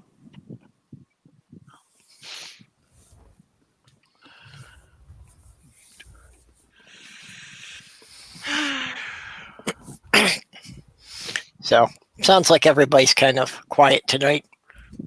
So I guess we'll probably have this as a short one. Okay. Yeah. I thought I could add stuff because I'm not really sleeping, but apparently no. So did you gain new toys for Elmer? I know you're looking at some. Yes. A friend of mine actually sent me some wooden dowels that she had cut to an appropriate size because Elmer had been running off with my chopsticks, and I had been playing with like the cheap wooden chopsticks that you get with takeout. I'd been playing that with him and gotten clawed a couple of times because that was the only thing he would play with. So I was given like wooden dowels to play with, and basically I haven't done anything to them, and I just wave them around in his face, and he seems highly amused with it. So Hey, If it whatever works, it works. Sloth Girl Yeah. Pet Petunia loves the red plastic straws, but they have to be red. Oh. That's highly specific. Yeah. I'm guessing it's just because it's a high contrast color. I don't know, but yeah, that's so when I stop at the Quick Trip for gas, I have to go and swipe a couple of straws, even if I'm not getting anything from the fountain. well, like, I didn't mind him running off with the chopsticks, and he seems not to attack them while I'm actually eating, usually because he's eating too. Well, I know you had posted on Twitter about him stealing all your pens. Yeah, he's been stealing my pens. When I put the chopsticks down for a split second and I wasn't physically eating with them, Elmer ran off with the chopsticks. Which again, I don't really, I'm neighborhood alpha now, but apparently my neighbors are concerned. Howling with your dog is a good thing. I know I kind of said earlier I'm more of a cat person, which is true. Dogs tend not to adopt me. They tend to look at me and be like, all right, you're fun to play with for about an hour or so, and then we're done. I've always had the issues with dogs adopting my dad. Like every dog that we had in South Carolina, all 6 of them, would spend as much time as I could with my dad. Even my dog, I couldn't even get her to sleep in my bedroom. Oh, jeez. Every cat that has come through since my sister was born has always gravitated towards her. Elmer is the first time a cat has gravitated towards me. And I think it was because he instinctively knew that she couldn't handle him. And so he went racing to me. Because when we got him, he was Excuse me. he was hiding how sick he was. Yeah, that's pretty typical for cats, though. Yeah, like it got to a point where he couldn't hide it anymore, and I started to realize how sick he was. But my little sister can't handle all of his stuff. Like she can't handle putting can't handle doing the pills, can't handle the vet appointments. Like, so it's kind of good he bonded with me over her. Although I do feel sad because she misses having a cat. But I don't want to risk bringing in a cat and stressing him out. Because if he gets too stressed out, his IBD will flare up and he'll stop eating. Yeah, I No. think Elmer probably just identified that you were the main caretaker in the house. Mm-hmm. That's what I'm thinking. The biggest sucker in the house. Yeah. Well, like Petunia, we had kind of realized she had a sore spot on her hip, but didn't actually realize until she got shaved that she limps. Because under all the thick fur, it wasn't that noticeable. But when she shaves, you can see that it's like she doesn't want to put much weight on that one hip. Oh no. So I think that maybe before, she was a shelter rescue. So I think, before we had her, that maybe she might have had a break or a dislocated hip or something that was never properly treated or not properly set. Yeah, I was mad when I first got Elmer because they didn't even bother with like freaking getting him fixed. And like, I'm sorry, I understand that there are places where there are reasons why you can't get your animal fixed. Like we said earlier, Diana, it's understandable with her. There's a bus ride, the weather has to be right, she has to have the money at the right time. Yeah. That's understandable. Where I live, we have 2 mobile vet vans that are like traveling surgical hospitals. And if you're either under a certain income or over a certain age, they will come and fix your animal for you for free. You don't have to take your animal out. They come and get it and do the surgery in your front yard and then give your pet back to you for recovery. Yeah. And that's a great program, but I do also know that a lot of times people aren't even aware of programs that are available in their areas. That is true. It was just like, really, y'all. Yeah. But the thing is that there was other things that they ignored too. I don't think his IBD would have been as bad had they actually been treating it properly. Because I know they were actually taking him to a vet. They told me what vet they preferred, which after they told me which vet they preferred, I was like, I'm never taking him there. Because I don't know whether or not y'all just ignored the vet or the vet just wasn't a good one. But Elmer would not have been nearly as bad had they just gotten the budesonide pills early, because those pills are like $15 for a whole month.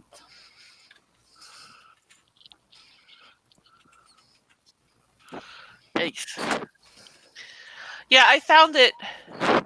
You'll find, I don't know how country you are, but I know that when you're in the country, you'll find 2 kinds of vets. Either the I'm here because there's no vet and I want to make a shit ton of money off people, or I'm here because I care about animals and I want to help the animals types. Yeah, I'm not in the country. I'm actually in a city.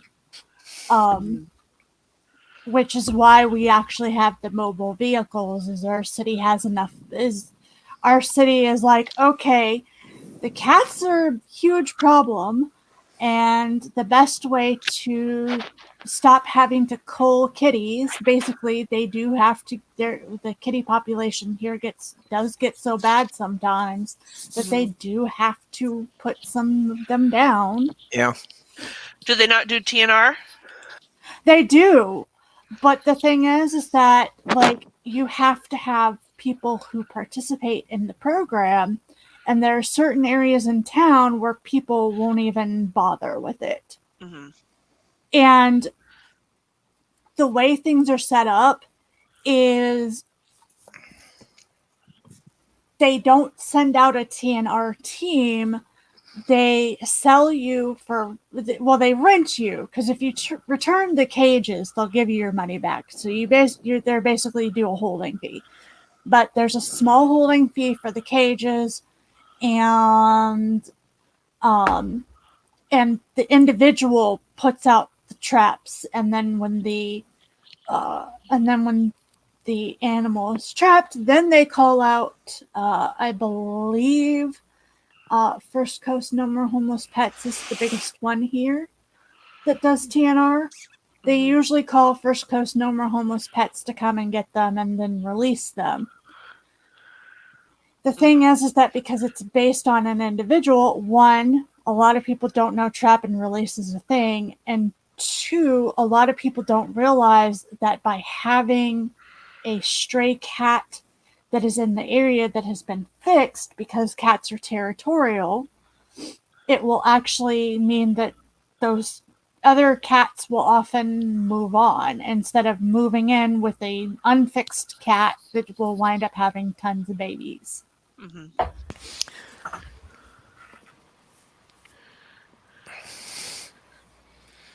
Yeah. Petunia has issues with her food that it started, when I'd leave the food bag out, she would chew holes in it. So we tried putting it in the closet, but that didn't work because she would sit there and paw at the closet door all night long, howling, if she couldn't see the bag of food. So I wound up putting the food in an empty litter bucket, an empty plastic bucket. And that upset her because she still couldn't see it. So I had to take the food bag and wrap it around the bucket so that she could see the bag and know there was food in there. And she's been all right with that since. Oh, But she has to see the bag there. She has to know there's a bag of food sitting in the kitchen. Otherwise, she loses it.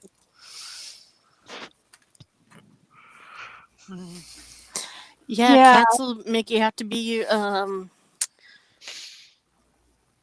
inventive. Oh, yeah. I've had to build a barrier between the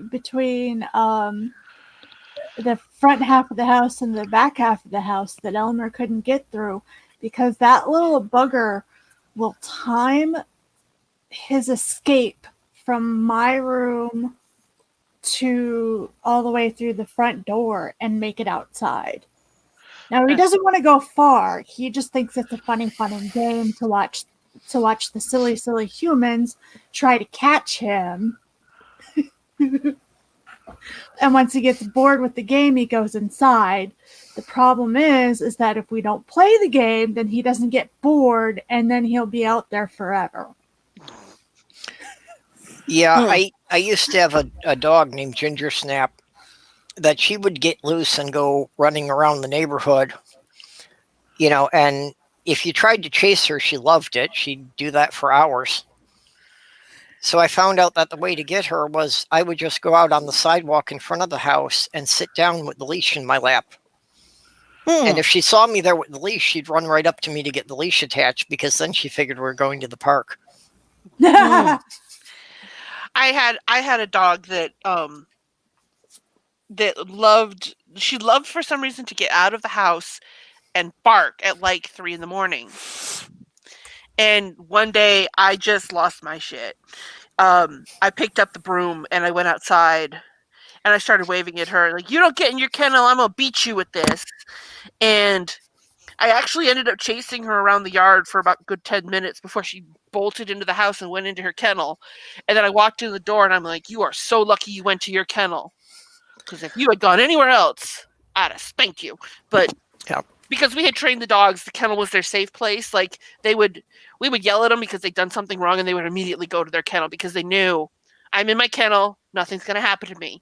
And that would usually what would happen is like they would go to their kennel, we'd close the door, and that would be it. But yeah, I think Petunia was mostly taken from her mother too early, and didn't have anyone ever teach her how to clean herself. Because she does the basic motions, she just doesn't seem to cover the entire area. And I do think it's something with her hip that she has trouble lifting her back leg high enough.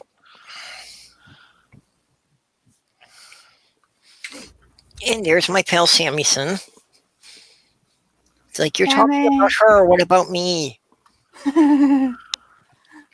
He is my handsome kitty. He is a handsome boy. Yep. He is a tuxedo kitty. He claims his father was a penguin. My boyfriend wants to get more ferrets, but I'm at the point where I'm just like, I'm not ready for more pets. I would really rather prefer to get a kitten, but I don't have the time or the energy to train them to not scratch, and I'm worried that they'll damage the apartment and we'll lose our deposit and stuff. So yeah.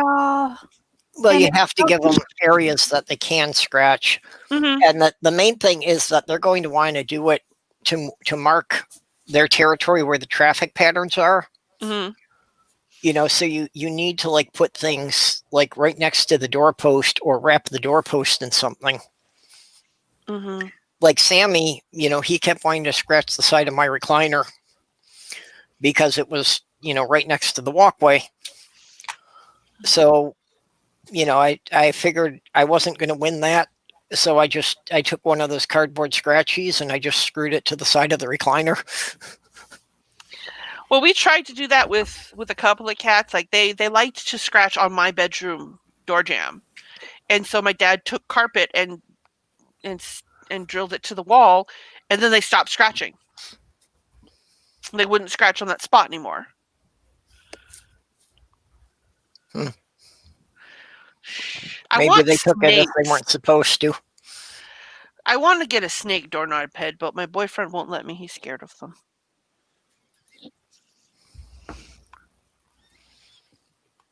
Whereas, I would like to eventually have more pets in this house, but only if I get a cat that is not as high maintenance as Elmer. Holy crap.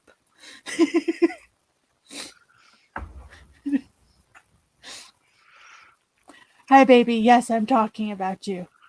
yep, they know we're talking about them. They're all gathering around now. He's looking at me like, I'm the pretty one. What are you talking about, woman? There we go. That's how I dealt with him scratching up my recliner. Oh. See, my guy was never interested in the cardboard scratchers. Could not get him interested in them at all. Even with like putting catnip on it, he's just like does not care. Oh, Yeah, that's been my problem with Elmer is I can't figure out how to redirect his scratching. I just picked it. Basically, my computer chair behind me is tore up, and I feel bad about it because it's one of the oldest pieces of furniture in the house. It's not an antique. It wasn't really worth much, but it survived me and the roughness of my childhood, and now it's sitting behind me torn up by a cat. Well, try different surface types because my guy doesn't like the cardboard, but he likes like a sisal rope. He'll scratch on that. mhm. The problem is, oh, sorry, Yeah. I thought you were done. Go ahead. Oh no, I was just gonna say he also has one that's like kind of like a low pile carpet, like I guess outdoor carpeting around it, and he likes that one, but he only likes that one flat, and the sisal is upright. So I don't know, maybe a variety of surface types. The problem is that like unless I can get them for free at this point, I can't try different things out. I generally don't have the money to throw. Hi, I hear Kitty. Yeah. Hello, Kitty. I generally don't have extra money to throw because any extra money to throw, like for instance, I had a little bit of extra money, but his water dish has gotten to a point where I can't clean it anymore properly. It's just so I had to go and buy a new water dish. Did I really have the money for a new water dish? No. Was it only like $5? Yeah, but it was $5 that I could have spent elsewhere for him. We always just used our house dishes, honestly. Like we have big bowls, and we would just take a bowl out of the sink, or out of the cabinet, and give the cats their food and water in that bowl, and then throw it in the dishwasher machine. I have tried that. It doesn't work. What I have to do is I have to get a fountain type thing. Oh. A pump. And I have to pump it, and I have to let him figure out that, yes, that is your water, because he won't drink from it when the pump is running. But for some reason, if I just put a water dish down that never had a pump in it, he's just like, I don't know what the hell this is. And I have to put up with like 3 days of him like splashing water around. And then once I finally take the pump out, he's like, oh, this is my water dish. Okay. I don't know why. I've tried everything else I can freaking It's probably what he got accustomed to as a kitten. But And yeah, cats don't have a natural thirst drive because they're desert animals. They get most of their moisture from their food. So I asked my vet, like, what is the minimum liquid requirement for cats? And she gave me the number. It's like 6 ounces or something. So what I do is I mix that in with his food. So he basically is forced to drink is the minimum amount that he needs. And then he also has a water fountain. Yeah, I might need to start doing that because he is acting a little bit dehydrated and he does not like this new fountain. But it was one of those things where it was like, you just pay shipping and we'll give it to you. And I'm like, here, yes, I will pay $5 for the shipping. Send me.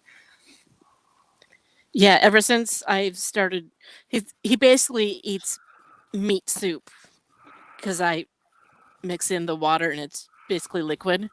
But ever since I started doing that, like the vet was a little bit concerned about he might have like crystals in his urine. But once I started doing that and got him tested again, everything was fine. Another trick if you're needing the cat to drink more water, try flavoring it with the juice from the tuna can. Yeah, I haven't been able to do that lately either. Little shit has costed me quite a bit lately. Like, he's good, but stuff Tasha used to be really picky about her water. What you said about him splashing it out, that she would do that if there was anything floating in there, she'd keep splashing it until she got it out. That she would not drink from her dish if there was a cat hair in it, and she didn't understand how counterproductive sticking her paw in there was. Well, the thing is that, like, it seems like he's angry at the moving water, and he's just like, and it's not like a anxiety or anything. It's more just like, I don't like the fact that you're moving. Meh. And then he'll be like, wait, that was kind of fun, but I'm still kind of mad you're moving. Meh. And it's this combination of I'm mad that is moving water because I don't like it. And, hey, this makes a mess. That's kind of fun. It makes the mommy upset. Let's do it.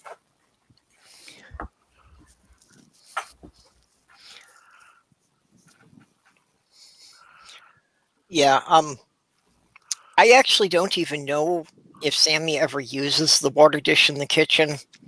He prefers when I'm in the bathroom to come in there and have me run water in the bathroom sink.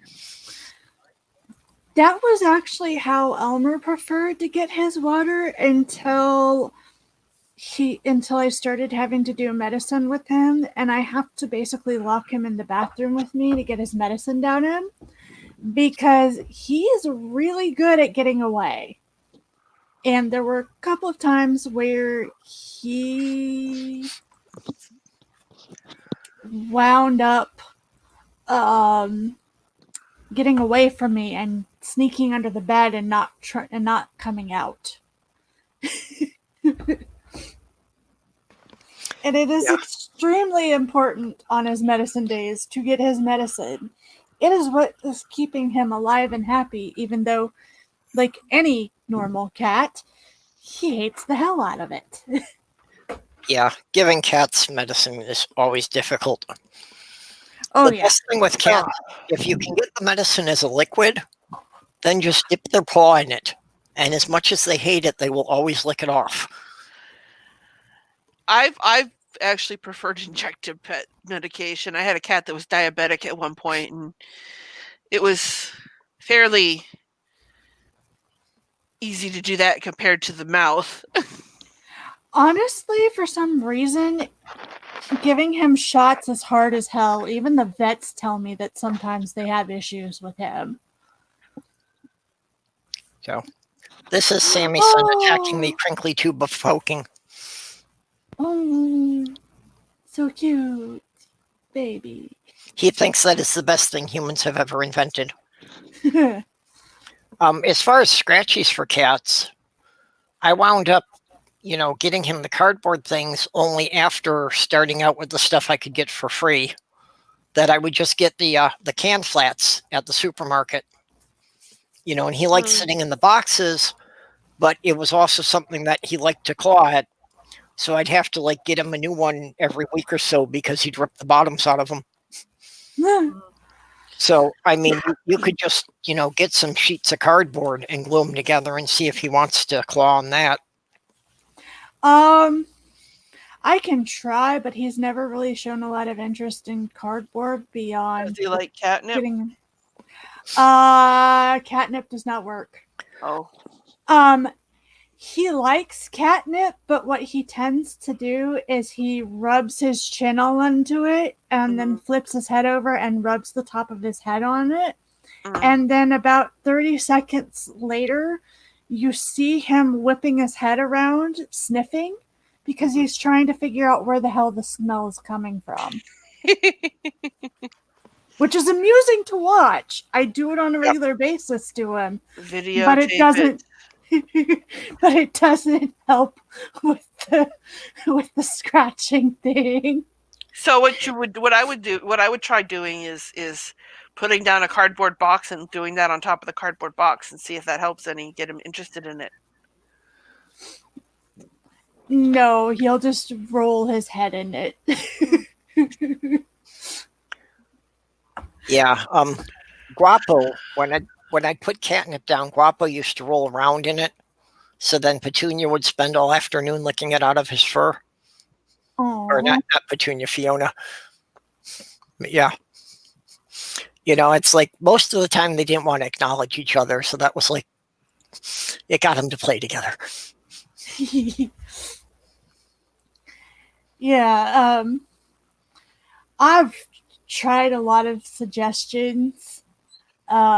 Most of them haven't worked. And the one that I think that would work is find the right kind of surface is actually the hardest one to do. Because I bought catnip ages ago.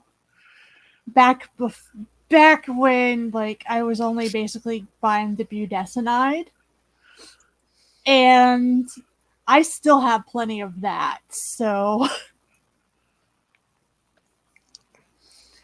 Heat Shield says, I can has your pizza. Elmer typically does not like pizza. However, if I am eating mac and cheese, he thinks he deserves some. Yeah, Sammy always has to sniff anything I'm eating, but he doesn't like human food. The only exception is when I'm having yogurt. I'll put the lid on a clipboard and I'll, put little spoonfuls of yogurt on the lid and he'll eat that. Or when I'm having the spreadable cheese, I always have to give him one little ball of the cheese spread and that's it. After he's had a taste, he's not interested anymore. Elmer definitely has a thing for dairy products for the most part. If I'm eating something with milk or cheese in it, with the exception of the pizza I just mentioned, and I think it's because it has the tomato sauce in it, because he doesn't like tomato. But anything cheesy or has milk, I usually have to keep an eye on him because I do try to let him sniff the food, because most of the time when he sniffs food, he goes, okay, not for me, and then walks away. If it's something he is interested in, though, he'll like move to stick his head in pretty quickly. So I have to put the kibosh on that fairly quickly. Welcome back, Aunt Jer. Yeah. I think Sammy's kind of like Yoda. Human, how you get so big eating food like this?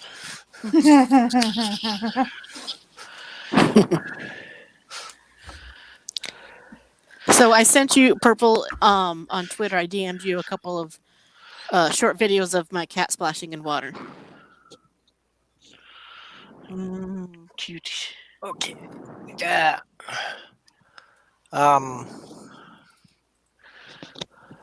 Okay. This will take a minute because I basically.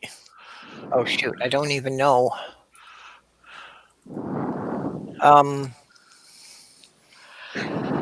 Yeah, weird thing with my browser. I can't really download them from Twitter. You should be able to share them here though. Here in StreamYard? Well, if you play the video, with whatever you normally use to watch videos on your computer. Oh, I'm on my phone. Oh, okay. All right. I don't know on a mobile device, then yeah. Yeah. You should just be if she DM'd it to you on Twitter, you should just be able to play it from Twitter.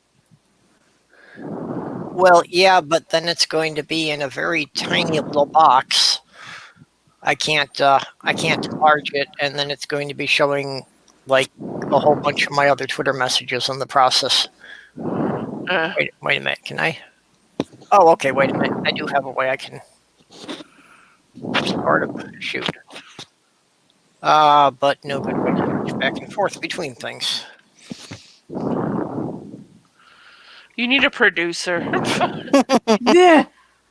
Don't we all? Yeah, well, I need at least one person, on here who actually understands how to run these things. I don't. Yeah, no, I don't really know how I can get a video up here like this. Unless I can download it into my computer, I can't see how I can get this to work. Can you share it to? Can you share it to me? Yeah. I don't think I can share it without it going public in the stream here. I don't think I have the option to share it privately. Let me see if I can DM it to Pirate Kitty.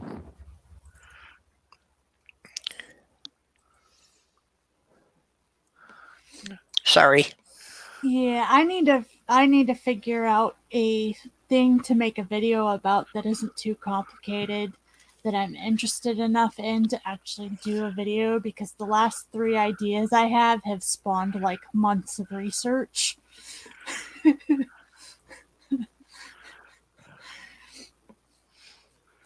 And basically I'm running around in the research phase of things. Oh.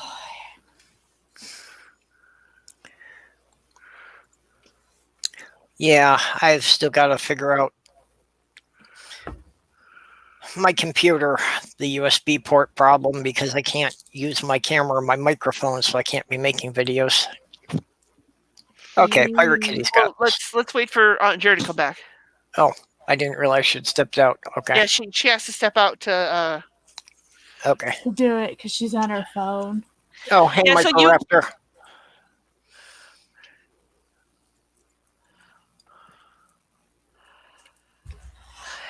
Okay. There she is. Here Okay. I am.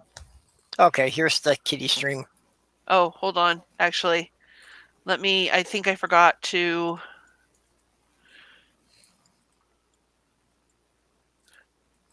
Your browser can't access your screen. Try capture. Oh, it was coming up there. Yeah, no, it doesn't like when I'm trying to give audio. My computer's been giving me audio trouble. Oh, it doesn't need audio. Okay, I've got it back up.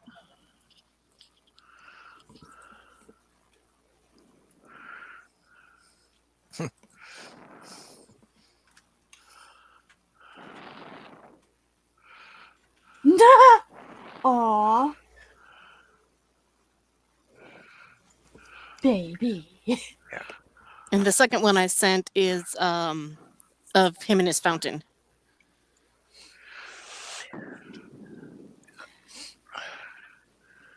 Guapo used to like going for swims. I think it was after the fish.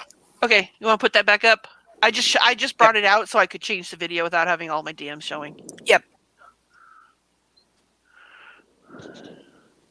Oh, all over the floor.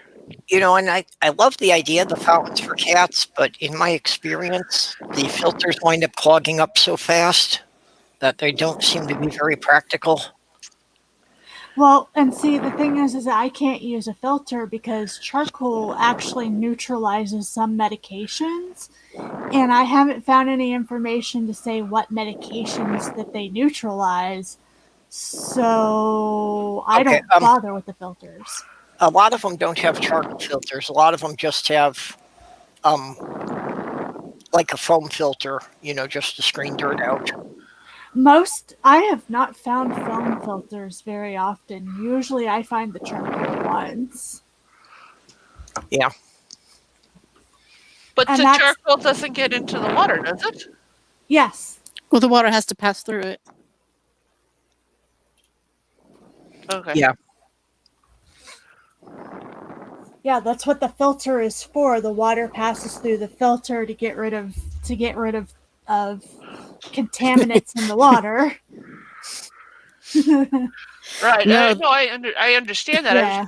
I was under the impression that it cleans the water. It doesn't go into the water, though. Like the water goes through it, but the charcoal doesn't end up in the water.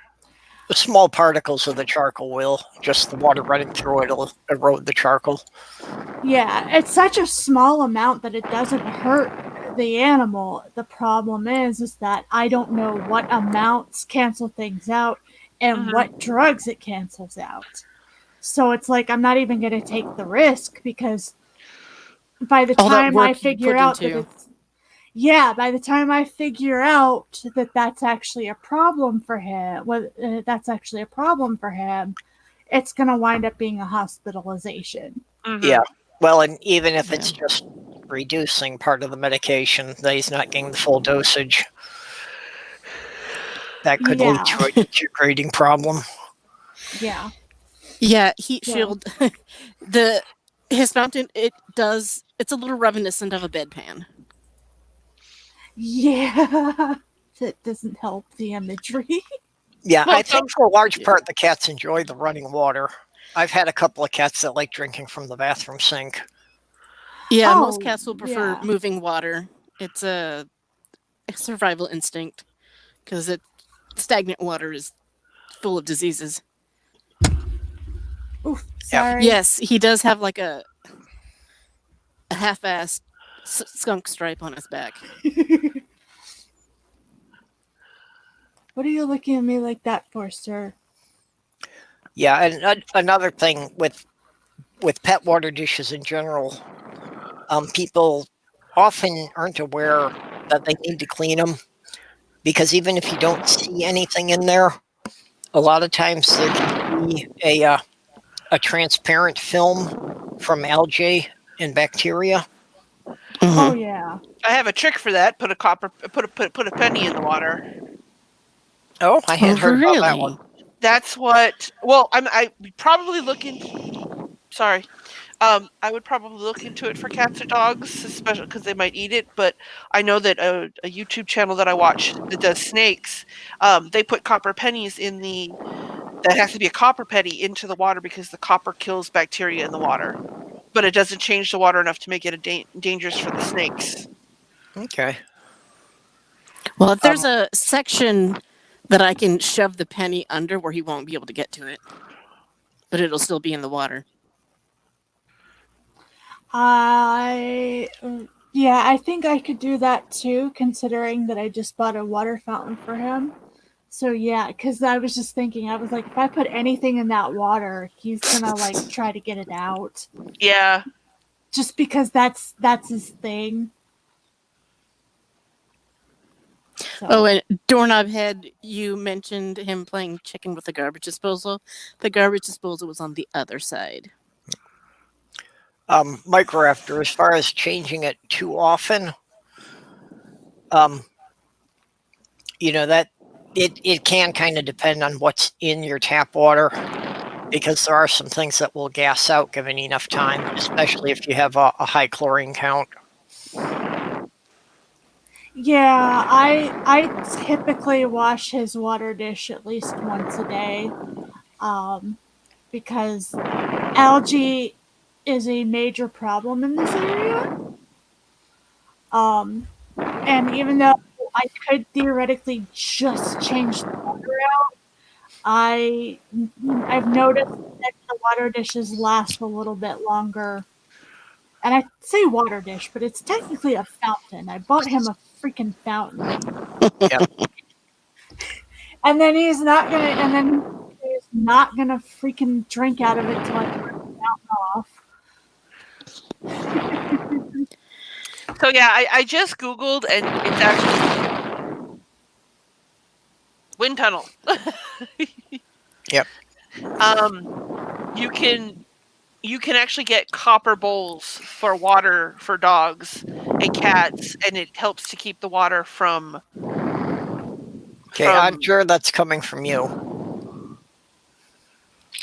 Oh, Yeah, you're breathing into your mic. oh, so sorry. No That's problem. all right. Yeah, so Yeah. you can get actual copper plated bowls for cats and dogs for water only, not food, and it will help keep the water clean. Okay. And I know. as in when it comes to copper pennies, they have to be from where did it go? 1908 to 1981. Oh, Because the newer pennies have less copper in them. Yeah, I know it was like 1965. Up to that point, they were full copper, and then they were copper with a zinc filler. And yeah, they've gradually gone down, so I don't know if there's really any copper or if it's not much more than a kind of copper leaf on them now. I've heard that there's less copper in pennies than a penny is worth. Let me see. Yeah, well, I had heard it cost them something like 2.5 cents to make a penny. Yeah, it does cost more to make a penny than actual. Yeah. Even after they changed the materials, it still costs more to make a penny than the penny is actually worth. Although that's a bit misleading because, while it costs them more to make it, the idea is the money recirculates. Right. Yeah. So it gets spent many times in its life.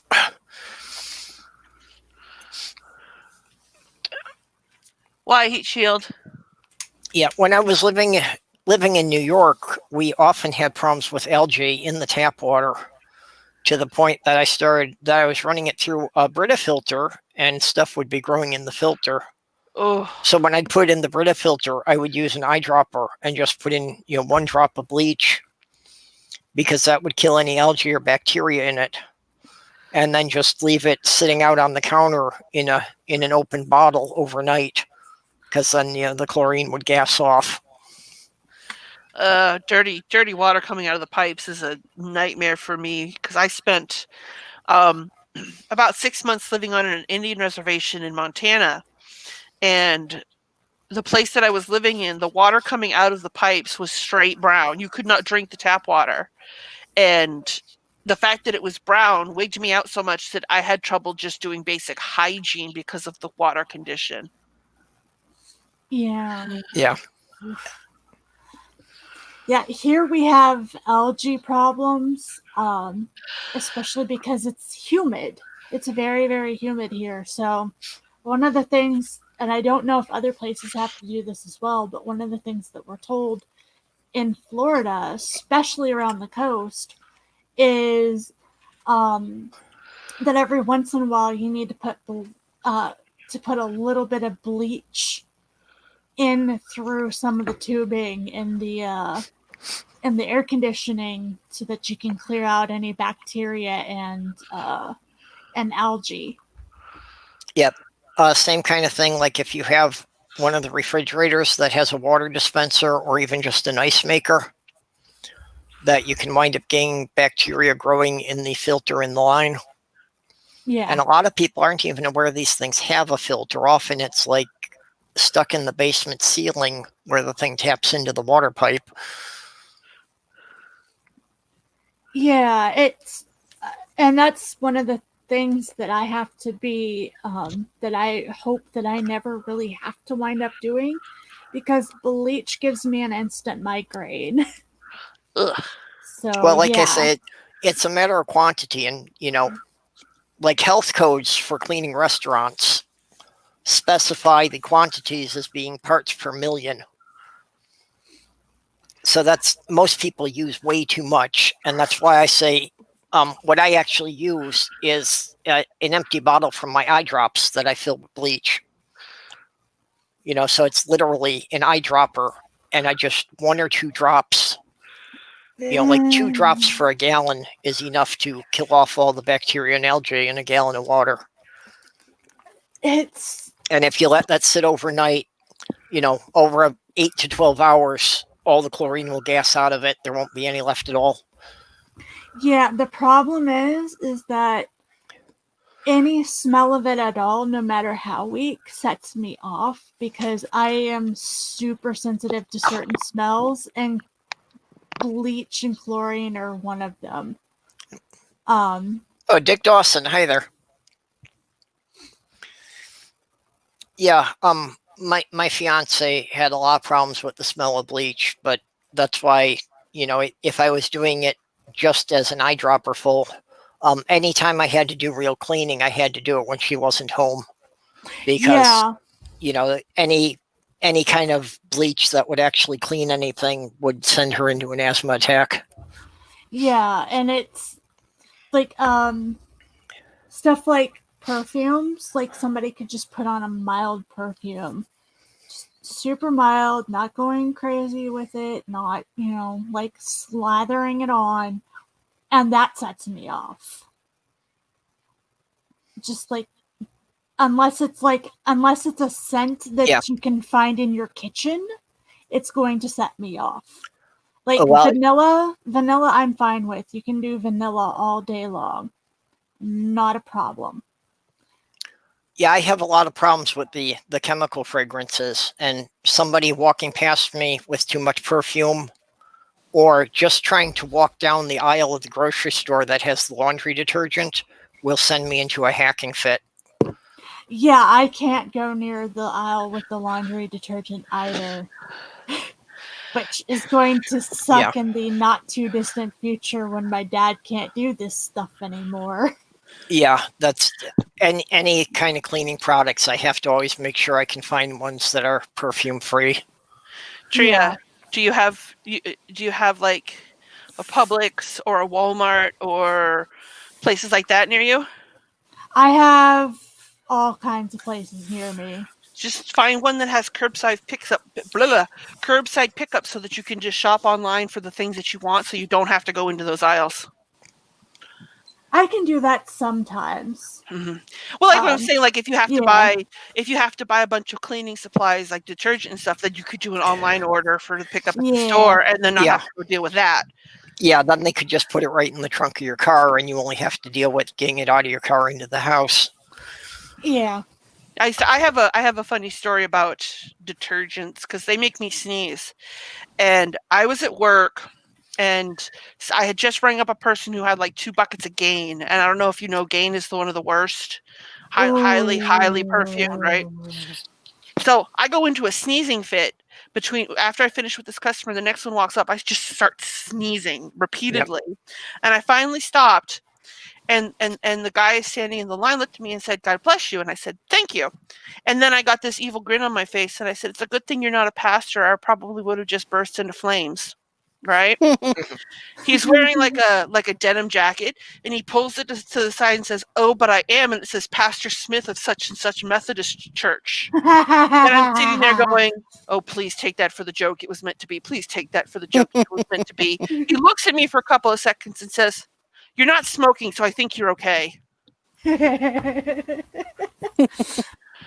Yeah, like I used to think my mom was overreacting, and I used to be like, well, I like this scent and it's not all that strong. I don't know what the big deal is. and then I hit like 31, 32-ish, and then my nose was just like, oh yeah, all of these smells, you're gonna react heavily to them. No matter, here's a list of smells that I don't like, and it doesn't matter whether or not it's very, very faint and you can't even tell it's there. I'm gonna fucking react. Have a Yeah. good time. My sister used Gain, and even the clothes that like had been washed a week beforehand, I couldn't ride in the car with her without hacking. I do use Gain for my laundry, but it's the scent-free Gain. I didn't know Yeah. they made a scent-free Gain. Yeah, they do. Yeah, they do. We use, I think it's called All. I don't do the laundry anymore. We got tired of trying to replace laundry machines out in the garage. I suspect yeah. that the wiring is bad out there because our freezer is also broken. Oh, Yeah. And getting our landlord to do anything is kind of hard in the first place. The only way to get him to fix anything, generally speaking, is either threaten him with it's illegal to not take care of this, or make him angry, and we don't want to make him too angry because we do a month-to-month rent, and he can decide to raise the rent basically Yep. at any time. Okay. So I need to step away for just a moment here and be right back. yeah, Sloth Girl. I get the same reaction in candle stores. Also, another place that does that to me is Bath and Body Works. Like, I love their lotions, but I can't go into the store and buy it because there's just such an overwhelming number of smells that my nose just goes bonkers. there's a crystal store that I used to like going into because I like crystals. They're pretty. They're pretty. They're pretty. They make flashy lights. If you dangle them in front of the kitty, it makes the kitty go wild. It's fun. If you dangle them in front of a tree goes wild because fun. And they started selling incense, and the moment they started selling incense, I couldn't go into the store anymore. Mm-hmm. And I was very, very sad because they had decent prices. They weren't heavy into the woo. They weren't trying to sell you stuff, but a lot of people who like crystals also like incense. Mm-hmm. And so they thought that they could sell and they're right. They probably did make more money adding the incense. But it saddened me because I was like, I can't come in here anymore, y'all. I'm sorry. Yeah. I had somebody at my work gift me a Young Living essential oil thing. Oh Lord. Like there are some essential oils that do exactly what they say, but like calming. Yeah, like mint is actually really, really good to help with your stomach and to help with other things. It helps, it doesn't cure, and it doesn't do miracles. And that's the problem, is most people are like, yeah, this will do all of these things. And I'm like, no, it doesn't. It does like one or two on the list, and there are medicines that do it better. Actually, I do use peppermint spirits for stomach upsets. Oh yeah, peppermint and ginger are good for upset stomachs. They do what they do with their they do it. But this was what was it? It's in my purse. I can't find it right now. But it's like patchouli and all these oils that are supposed to be calming. And this was gifted to me just before I had gone to see the psychologist to get on the SSRI. And I'm like, are you trying to tell me something? And she's like, yes, you need to calm down. I said, I thank you, but I think I'll wait for the psychologist to give me real medicine. Yeah, like. But do they smell nice? It actually does smell nice. Well, you can use it for that.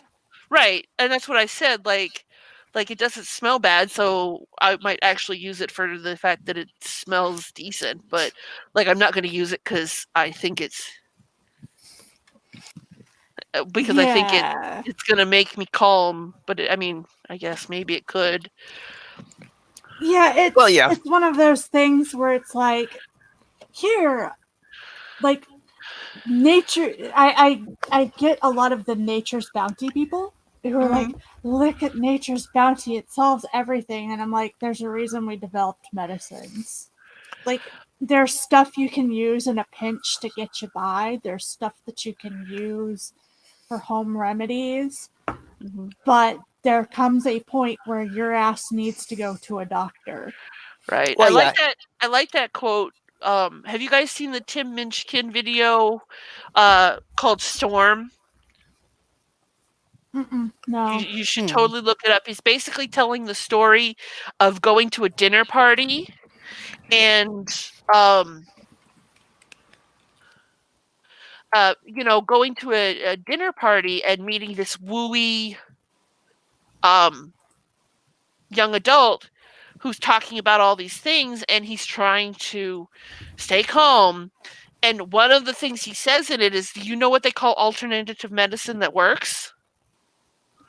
Medicine. And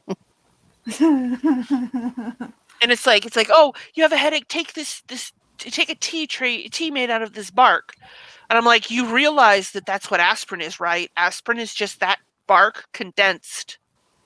Yeah. Or is the active ingredient in that bark condensed into a pill. You're doing the same thing either way, but you're not likely to get as much benefit from the tea because its quantities are so low. The quantities are so low, and it takes longer for natural remedies to kick in for the most part. There are exceptions, but most of the time, when you're doing an herbal remedy for something, you have to allow it the time to kick in. That's why when I was told some stuff to lessen my cramps, and it did actually lessen my cramps. I was told this by a doctor. They were like, look, I know you're not going to be able to see me a lot. This won't solve your problem, but it's not going to hurt. And they were like, but in order for it to work, you need to start drinking it 3 to 4 days before your problems start. Mm-hmm. Well, Lobelia is one I use for my cough, not as a teacher, but just again, like an eyedropper full in just a shot of water. And again, it depends on what the symptoms are and what's causing them, but I find that one does help a lot for the allergy cough. So I put a link to Storm in the side chat. It's only about 10.5 minutes long. Okay. As far as the cramp thing, I've had several women I've lived with tell me that catnip tea has done wonders for menstrual cramps.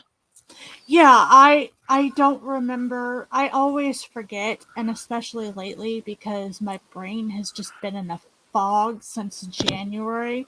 But I mean, whose hasn't at this point? Yeah. But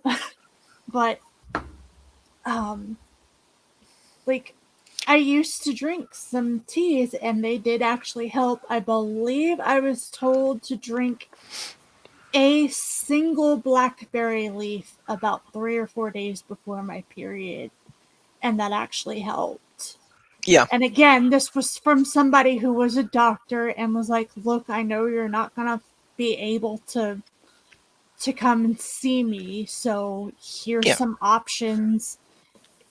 Well, and that's the thing. There's a lot of herbal remedies that can help with very specific things. Yeah. The woo part comes in when they've got the ones that they claim are going, that this one potion is going to cure a dozen different things. Yeah, or it's going to cure something when it doesn't actually cure, it just treats the symptoms. Yeah, mostly it treats symptoms, Yeah. Because I've also gotten people who go to swing all the way to the other side and tell me that ginger tea for migraines, I'm off my rocker and how dare I peddle woo, and I'm just like, I'm sorry, for some fucking reason that I don't know, it makes my migraines last half as long and doesn't give me the side effects of the same side effects that I get from the migraine medicine that basically like gets rid of the migraine, but then I'm sick for hours after. Yeah. Well, that's like the lobelia. I know it helps with my allergy cough, and it's just as effective as any of the over-the-counter cough syrups for that. And actually, because of the small amount I use, it actually comes out cheaper. Because I can buy the 1 ounce bottle of lobelia extract, and it's like that one bottle will last me 6 months. If I've got a cough, just give me a bottle of NyQuil. No spoon, no measurer. Just be like. I think Sammy heard me say catnip because now he's bugging me like, where's mine? I actually, I mentioned spending time in Montana. I got really sick while I was up there, and since it was like this little remote town, everything was super expensive. And I bought a bottle of NyQuil, and the person that we were living with, his friend was a drunk who didn't have any money for alcohol, and he stole my bottle of NyQuil and drank it to get high, to get drunk. Oof. So I had to literally buy another bottle and then sleep with it in my hands. One of my sisters had a boyfriend who was doing that, basically drinking a bottle of NyQuil every day because he was supposedly a recovered alcoholic. It's like, nah, yeah, you haven't had a cold for that long. Like I absolutely loathe NyQuil. I cannot stand it. If I am like grabbing the bottle of NyQuil, it means I'm fucking desperate. I will usually be on death's door with a damn cold before I'll even try it. Well, I can't imagine drinking it like that.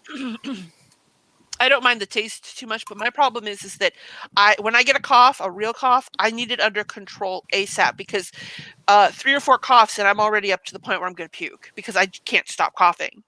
It's like cough, cough, cough, cough, cough, Yeah. cough, cough, cough, cough. Oh my God, I'm going to puke if I don't stop coughing. Yeah, they've removed the alcohol from NyQuil now. Oh yeah, this was something like, this was in the early 2000s. Yep. Oh, this was 2000. When was 9/11?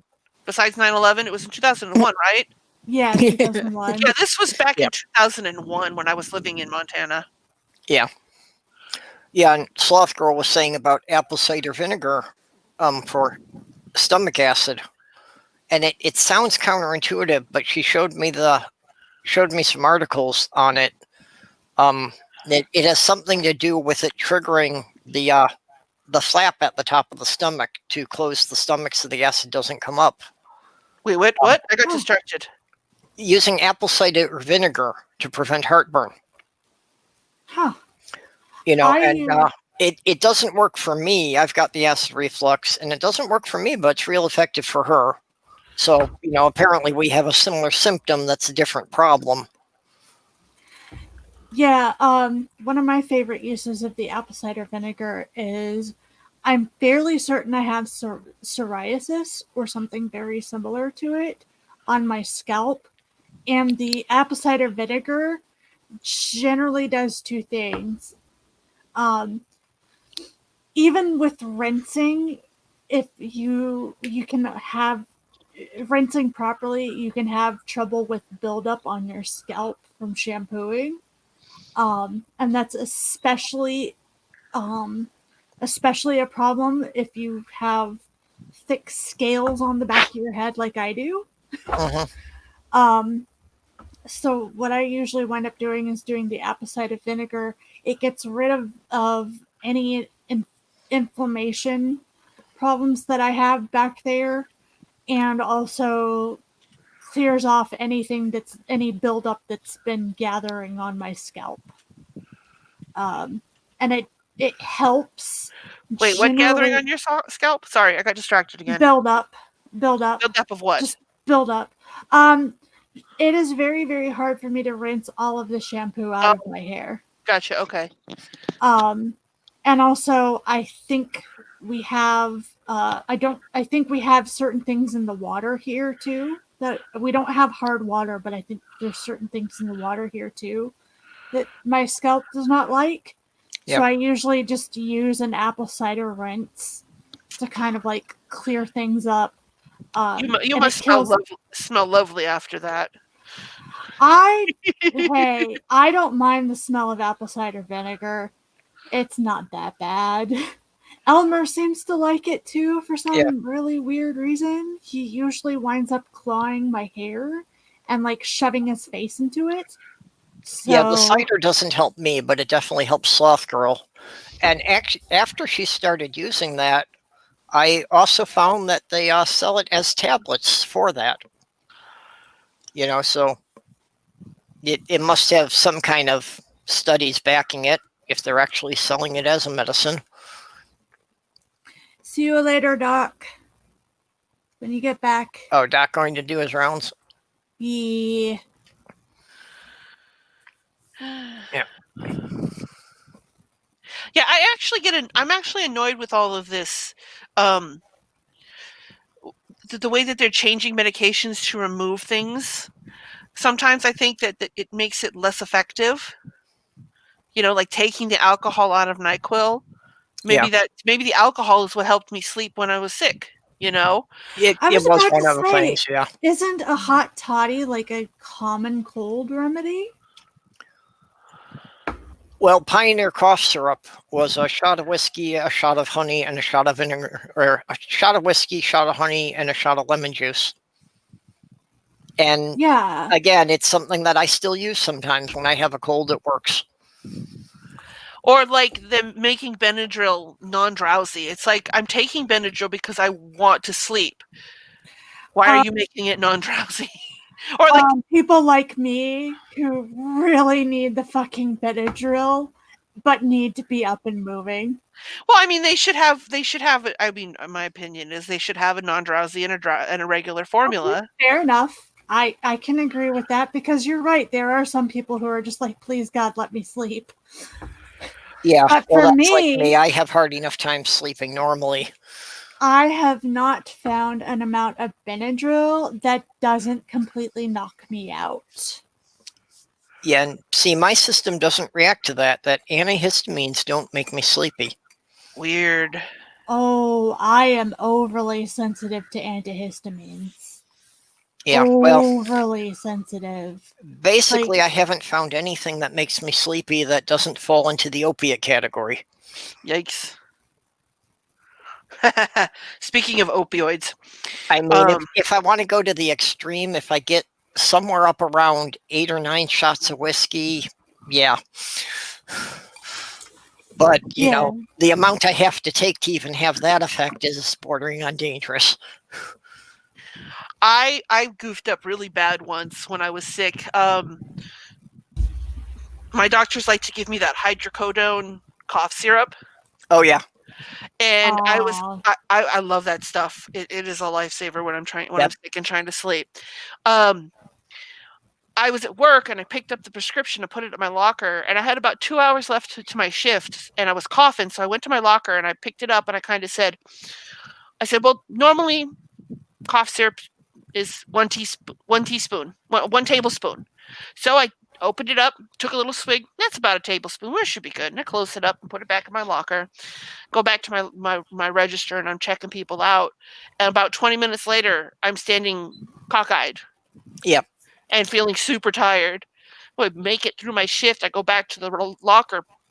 I'm like, what the frick is going on? I pull out the medicine. I read it.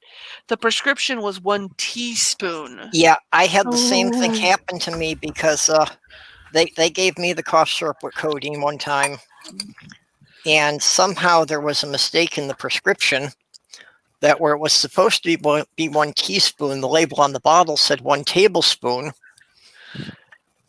So that's the way I was taking it, and I was pretty sleepy, and they didn't realize there was a problem until I called in for a prescription, and they were wondering why I ran out so fast. Oh, geez. I wish I had saved it before Twitter decided to scroll up. Oh, because good it was Lord. a hilarious thing. I know Twitter's driving me I was nuts with that. Twitter's doing that, but I was referring to Doorknob Head's latest comment. You feel cockeyed? Step 1, wipe the jizz out of your eye. Ugh. Okay, anyways. But I was reading this Twitter rant, and it was basically this guy who was sick and kind of bored. And he was just like, I don't understand why tablespoon and teaspoon look so similar, because when you're fucking sick, you can't tell the fucking difference because you're so fucking tired. And he was just like, and you think you're supposed to be taking a tablespoon, but you're really only supposed to be taking a teaspoon, or you think you're supposed to be taking a teaspoon, but you take a tablespoon. And he was just going on and on, like 12 tweets.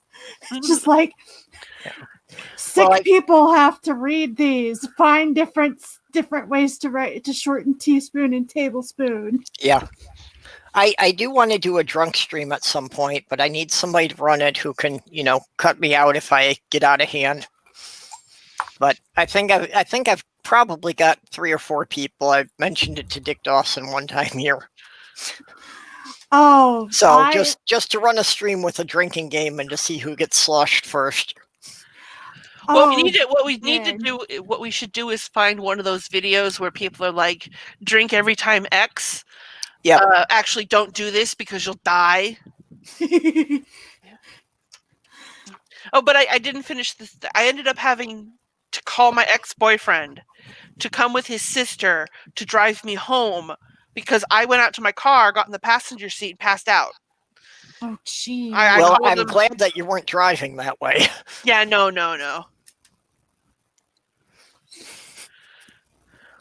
What is it? Oh.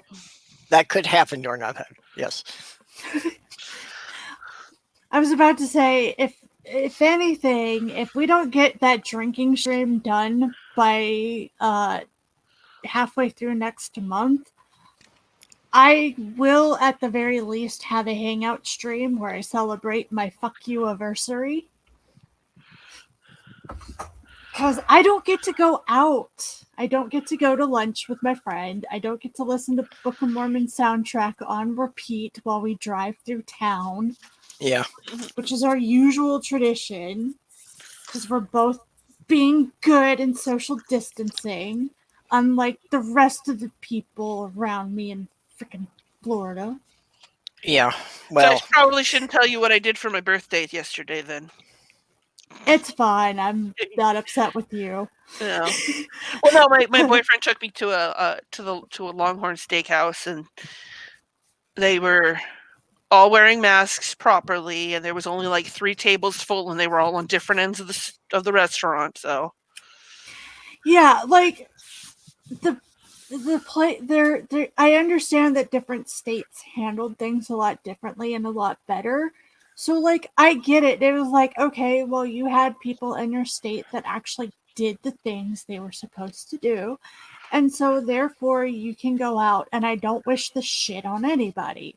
But I'm down here in fucking Florida, in a city that is connected to a beach. Did you forget I'm in Georgia where we have the most daily new cases?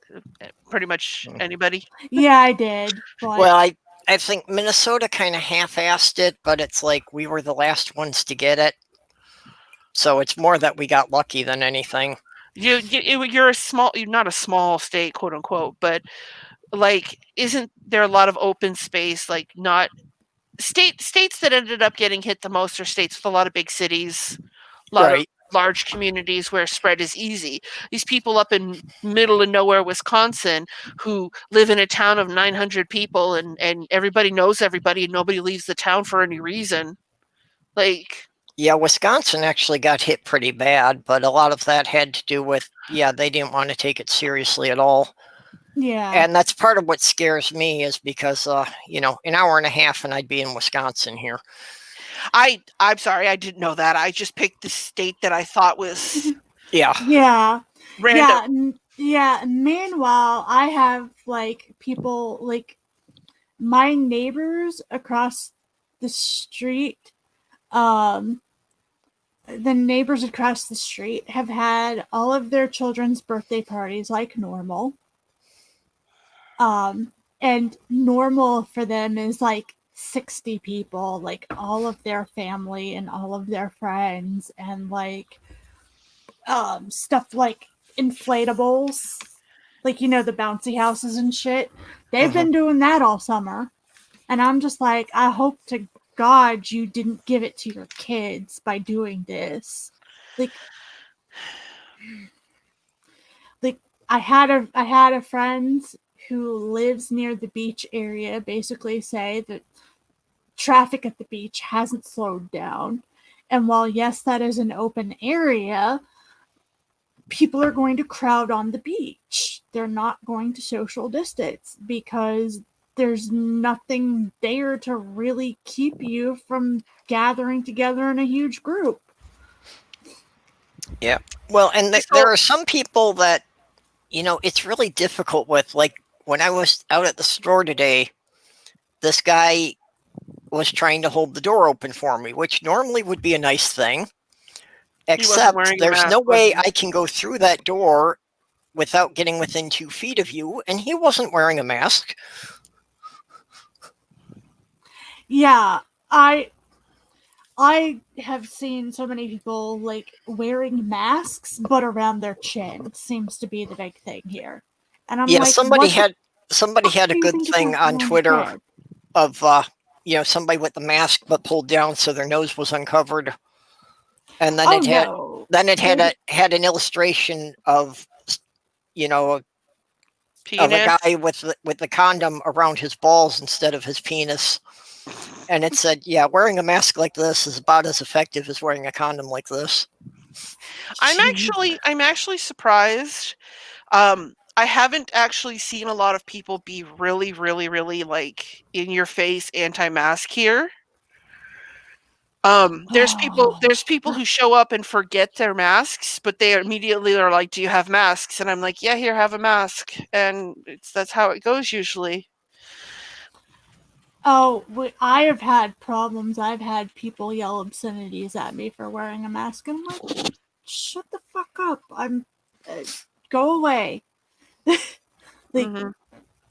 it hasn't happened often, but like it's happened once or twice, and I'm just like, look, I'm not doing this because I fucking wanna. I'm doing this because if I somehow, even though it's a low chance, I'm not going to take the risk that even if I have a low chance of getting it, I'm not going to take the risk of giving it to you or giving it to my sister. Like, and that's the thing that's bugged me the entire time is like, people are like, oh, well, you'll live through it. And I'm like, I have a younger sibling.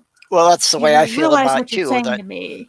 Yeah, I'm pretty sure that I would get through it okay, but it's a question of how many other people would I infect that wouldn't, or would go home to somebody. Yeah, well, I live in an apartment building that has a lot of elderly people. I know there's at least 4 people here who are on oxygen. So there's a lot of people who are having respiratory issues. So just, me just bringing it in the building and just like, leaving it in the corridors and they walk through. So I would be putting other people's lives at risk. Yeah, it's frustrating to me because people will be like, well, you would live through it. And I'm like, I'm not worried about me. I'm worried about other people. Well, I am kind of worried about me because if I get a bad case, they've been showing that some people become disabled for quite a while after catching it if you get the bad version. Right. Even if you do live through it. And I'm just like, and if they have to take care of me, how are they going to take care of me without getting sick themselves? Because if I get sick, there's not room at the hospital for me right now.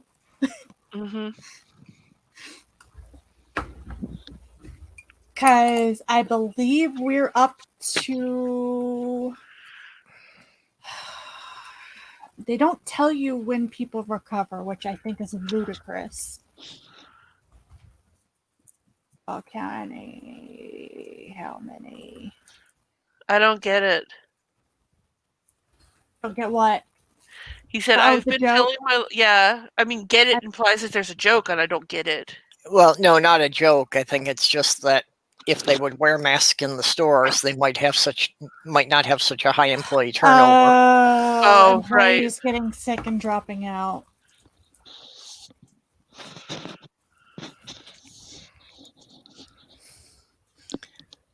Yeah, and they don't. Yeah, in my county, they don't tell you like whether or not there's a room at the hospitals. They just tell you total cases 27,241, Yeah. and 267 deaths. Yeah, we actually have the highest number of cases of any county in Minnesota, but I think that's a bit skewed because we have a disproportionately high number of hospitals here. So I think people from surrounding counties are being sent here for the hospitals. That could be true. You know what's Yeah, because scary even to though me? we have the highest number of cases, the number of deaths has been extremely low. You know what's fucking scary to me is I've kind of gotten the hint that there's really no space in our hospitals right now. And we have 9 big hospitals in this city. 9. Mhm. At least that I can think of off the top of my head, and probably a bunch of smaller ones. And I'm kind of getting the hint. They're not saying it outright because, of course, they can't say it outright because they're trying to shove everything under the rug. But I've pretty much gotten the impression that there's no room for you if you get sick at the hospital. Yeah, well, and that was the whole flatten the curve thing, was to try and space it out and avoid that problem. Because if the hospitals are full up, what happens to people who are sick with other things or like in a car accident? Yeah, like some people can get their coronavirus at home, but there's going to be other people who are going to need to be in the hospital. And they're not going to kick somebody off who's already on a ventilator to save your dumb butt. Oh, Aunt Jur, the Shills is a show on the EIE network that basically it's watching videos of flat earthers and woo peddlers and various things like that, and just kind of a point and laugh program. Oh, like So that's something they do over there on Fridays and Saturdays. So Dick has gotten me into that a few times now. So it's just a lot of fun. So Dick was just asking me, telling me they'd have space for me to do that tomorrow night again, and it's always a fun time. So I'll be doing that apparently tomorrow at 7 Central. Oh, heat shield. I trust the scientists are working their asses off to try to get a vaccine. In this situation, they're damn near about the only people I do trust. It's just, there are steps people could be taking that they're not fucking taking that is making it worse than it could be. And people like me who are sitting at home doing absolutely nothing are watching other people go out and party, essentially, because a lot of them are, especially here in Jacksonville. And it just annoys me because I'm like, yes, I would love to go out. I'm tired of being trapped here. I'm tired of being around my family almost 24/7.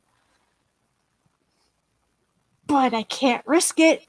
And I would be able to go out maybe every once in a while and take a little bit of risk if everybody was just doing at least the bare minimum. Yeah, and so many aren't. Yeah. I know there are, a number of labs that are working on it, and there's at least a dozen vaccines now that are in stage 3 testing. So it's just a matter of how each of them pans out. They really have been fast tracking things, and unfortunately, I don't think I trust them. Yeah, well, with fast tracking it, yes, they aren't doing as many of the normal safety precautions as they usually would. Mm-hmm. But it's kind of being weighed out that they've got to do something to get something going quick. For me, it would be a matter of who's working on it. If it was something that was like coming from the Mayo Clinic or the University of Minnesota, I'd be willing to do trials with it. If it was coming from some lab I'd never heard of, I'd be suspicious. Yeah, my thing is that my mistrust is not with the vaccine itself, although my mistrust is mostly with what obstacles are they going to put in the way, money-wise or anything else, to prevent people from getting the vaccine if we have a working vaccine out. That's actually been my personal scare, because I don't have a primary care. I don't have insurance. I fall in between the line of being able to qualify for help and not. It depends on who you ask and when. And I'm just sitting here like, if a vaccine is out, I'm not 100% sure I'd have access to it. Yeah. Yeah, it is something I wonder about too, and for me, it comes down to a question of, is the medical insurance I have going to cover it? Mm-hmm. Yeah, because I get that you have to set it at a certain cost in order for you to not lose too much money on it. But at the same time, I've watched the weird ass obstacles that we have put in place over medicine here in the country, not just financially, although financial money is the big one, but just watched all the stupid ass little obstacles and the mishandling of the whole situation by government. Well, there are at least a few politicians who are saying that the government is funding the research, so when the vaccine becomes available, it should be free to all citizens. Yeah, unfortunately, I'm not in one of the states where the government is saying that either. Yeah, well, there's a couple who are pushing for it on the national level, which would be nice to see it happen, but whether or not it actually will happen is another story. Yeah, I'm not holding my breath. Like, if it happens, I'm glad, but my mistrust levels of how this is going to be handled once we get a working vaccine, it's like, I have to have, I'm the kind of person where I don't like being blindsided, so I prefer to be a bit pessimist, because I can handle that a lot easier than being surprised and having to come up with a contingency plan in the moment, because when I have to do that, shit usually goes bad. Well, I try to be optimistic, but I always make sure I have several levels of backup plans. It's kind of like, the thing that somebody asked, do we have a plan B? And I'm like, well, that was actually plan D, but I've still got E, F, and G ready. Yeah. And like I said, I'm not 100% sure how that's going to work. I am fairly certain my sister will get the vaccine, because basically her insurance covers everything, because the way spina bifida works is it affects every part of your body in some way or another. And so when it comes to her insurance, most of the time the doctors can just be like, well, this is comorbid with her spina bifida, and therefore you, the insurance company, are going to fucking pay for it.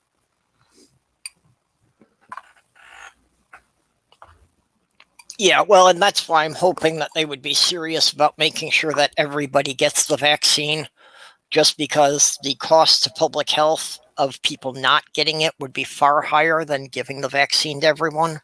Yeah, but since when does that matter to certain people? Yeah, I know. If that was actually figured in, we'd have a national healthcare system instead of people using the emergency room as their only means of healthcare. Oh, gosh. I have had so many fucking arguments with my family over that. I'm like, do you realize that, yes, there are other contributing factors. It's not just one thing. But one of the questions that I pose is, how much money would we fucking save if people didn't go to the ER instead of if they had the opportunity to go to a primary care physician instead of the fucking ER? Because if you know they're going to the ER, they probably don't have the money to pay. If they don't have the money for primary care, they definitely don't have the money for the ER, which is going to cost you more in the long run. Paying for the one primary care physician thing or going to the ER, which is going to cost you more. The ER is. So why not just give people the opportunity to see a primary care physician? Yeah. Well, because somebody winds up going to the ER, it's automatically a $2,000 bill, even if all they do is give them an aspirin. Mhm. So, yeah, you know, you could literally have hundreds of people having a doctor's office visit for the price of one person going to the ER. Mm-hmm. And and also there's a lot of preventative measures that can be done, because sometimes people will wait until they're almost dying before they go. And granted, there's always going to be stubborn assholes who won't go to the doctor no matter what. Trust Even if you me, give not them. me. If there was something open, I would probably go right now. Oh, man, if I could find a reliable doctor that I could pay like a $20 copay, like, just, Yep. so not. Because basically, I'm ignoring all of my health issues right now. Because I don't have anything accessible. I don't have a way to get to a doctor. I don't have a way to pay for one. And I'm in this weird gray zone where I make too much for the free clinic, but not enough to like get outside help. So your free clinic won't let you go in and do some kind of pay by income thing? Yeah, sliding scale thing.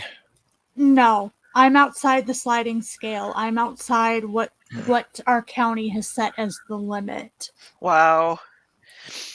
I have insurance, and I would still choose to go to the free clinic back home in South Carolina, because I would go in and I would give them a copay, and then they would charge my insurance, and then whatever was left, they would slide it based on how much I actually made.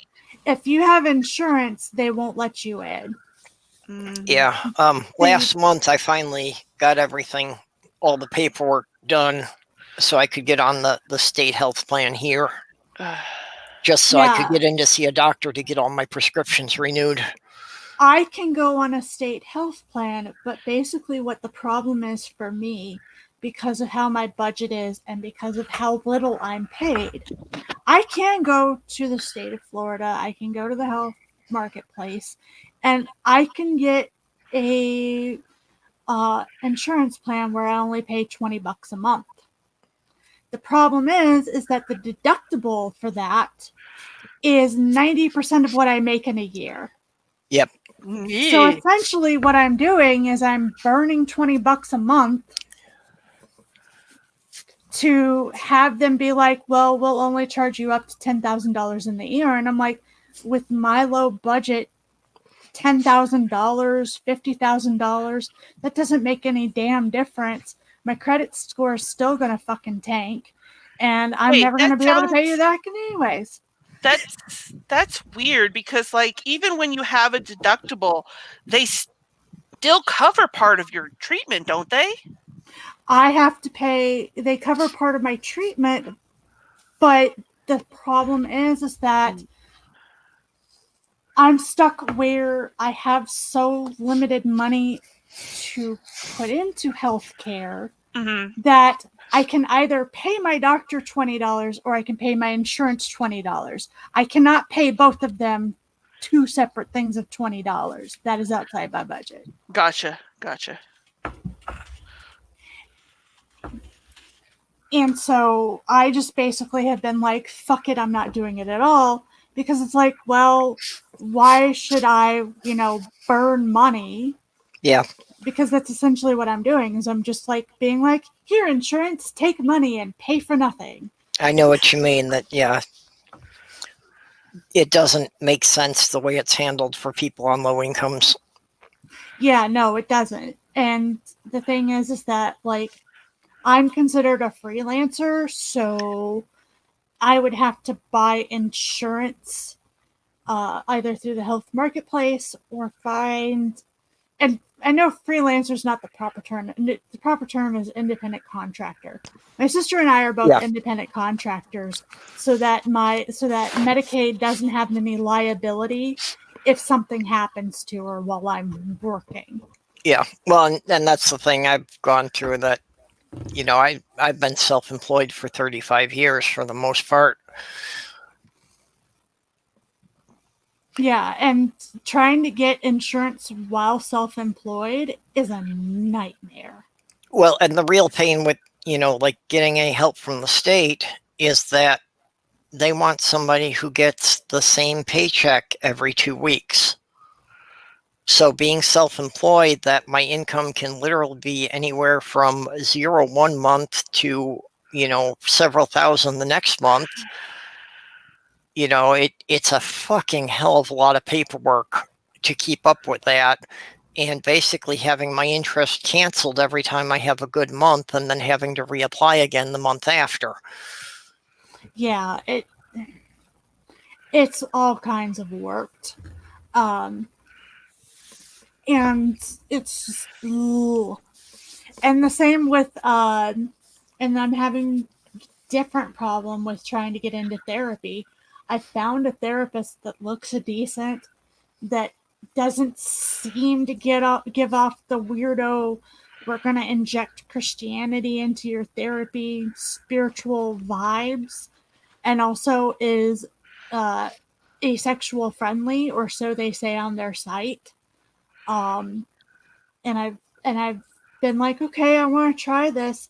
And so I went to go get a quote from them, and because I'm considered like a special case, Yep. they're anything dealing with LGBTQ plus people adds an extra $50 to your session automatically, even on a sliding scale. What the fuck? Aunt Jer, coughing or sneezing at people without a mask, people have been arrested for assault for that these days. Just so you know. So do you have you have insurance for seeing a psychologist, or No, I No? don't have any insurance at all. so how are you? Again, we're going Gotcha. back. We're going back again. We're going back to, if I pay insurance, I don't have the money for copay. Right. I am low income, Mm-hmm. so they were like, okay, so we're gonna bump. So according to your income, they basically did it this way. It was like, okay, so according to your income, and also the fact that you're asexual, and we've had to have people specially trained for that. We're going to charge you extra money just because you're LGBTQ plus, and that's considered a specialty. Have you ever heard of Doctors on Demand? I've looked at Doctors on Demand. Uh-huh. My area is so bad. Wait, it's online. Oh, it's online? Yeah, it's online stuff. I don't know. I can try. Because I actually, that's how I did my mental health stuff, is I went and saw a psychologist through Doctors on Demand. And like, I think I told you about this, didn't I? Like the first one I picked? Yeah. The first one you picked was like, Oh, yeah, no. you messaged me, and you were like, I'm not sure about this, and I was just like, run. And you're like, hey, I found like this thing, like fucking run. and this thing too. No, really, seriously, run. And then you're like, you know what? Maybe I should run. And I'm like, yes, run. So I logged on to Doctors on Demand, and I picked the first doctor that had the closest appointment. And then I thought about it, and I Googled her, and I found her on Twitter, and I saw like anti-BLM stuff, pro-Trump stuff, something that I would consider to be transphobic. Good thing you looked her up first. All right. The transphobic thing was probably the last straw, because like I can deal with you being pro-Trump, and because that's not going to be, that shouldn't be anything that comes up in a psychiatrist. And the anti-BLM was like, I don't know. But then she was, you know, the thing that happened a couple weeks back with the women with cervixes, or people with cervixes, sorry. Yeah. She had one of those women have cervixes things going on, and I'm like, She also had a bunch of J.K. Rowling retweets. yeah, that's true too. Yeah, And years ago like, I had problems with that because I had to use, like the county mental health services. And there were 2 occasions where I wound up with therapists who had heavy Christian bents to the point where, yeah, I'd better not mention that I identify as pagan. Well, the doctor that I ended up seeing after looking through a little bit more was good. She prescribed the medications for me, and then she was going through the side effects, and she said there might be sexual whatever, because sometimes SSRIs mess with your sex drive and all that. And I said that's fine. That's not a problem for me. And then it was my boyfriend from the other room yelling, "No, it's not." So then I broached the subject. I'm like, I told her, I said, I tried to set up another appointment, and yes, thank you. He's hugging me now. Yeah. And I said, basically, how do you feel about like religion in this and like LGBTQ issues? And she's like, this is about you. And if you're fine with with the sexual side effects because you're ace, and because I said that, and she's like, that's fine. We're not going to address that then. And she's like, as for religion, I don't see why that should even come up, because it's what you bring to the table to get help with. If you have problems with religion and that's an issue, then that might come up. But I said, well, that's really not why I'm here. She's like, so then, it's all whatever you need. And I was like, okay, cool. And then she recommended a therapist that she had sent other LGBTQ people to see. And I have an appointment with her next week, I think. Okay. Mm-hmm. Yeah, I realized that I had meant to look at Doctors on Demand, but because I had so many bad experiences, I was like, I'll do it when I feel like better about it.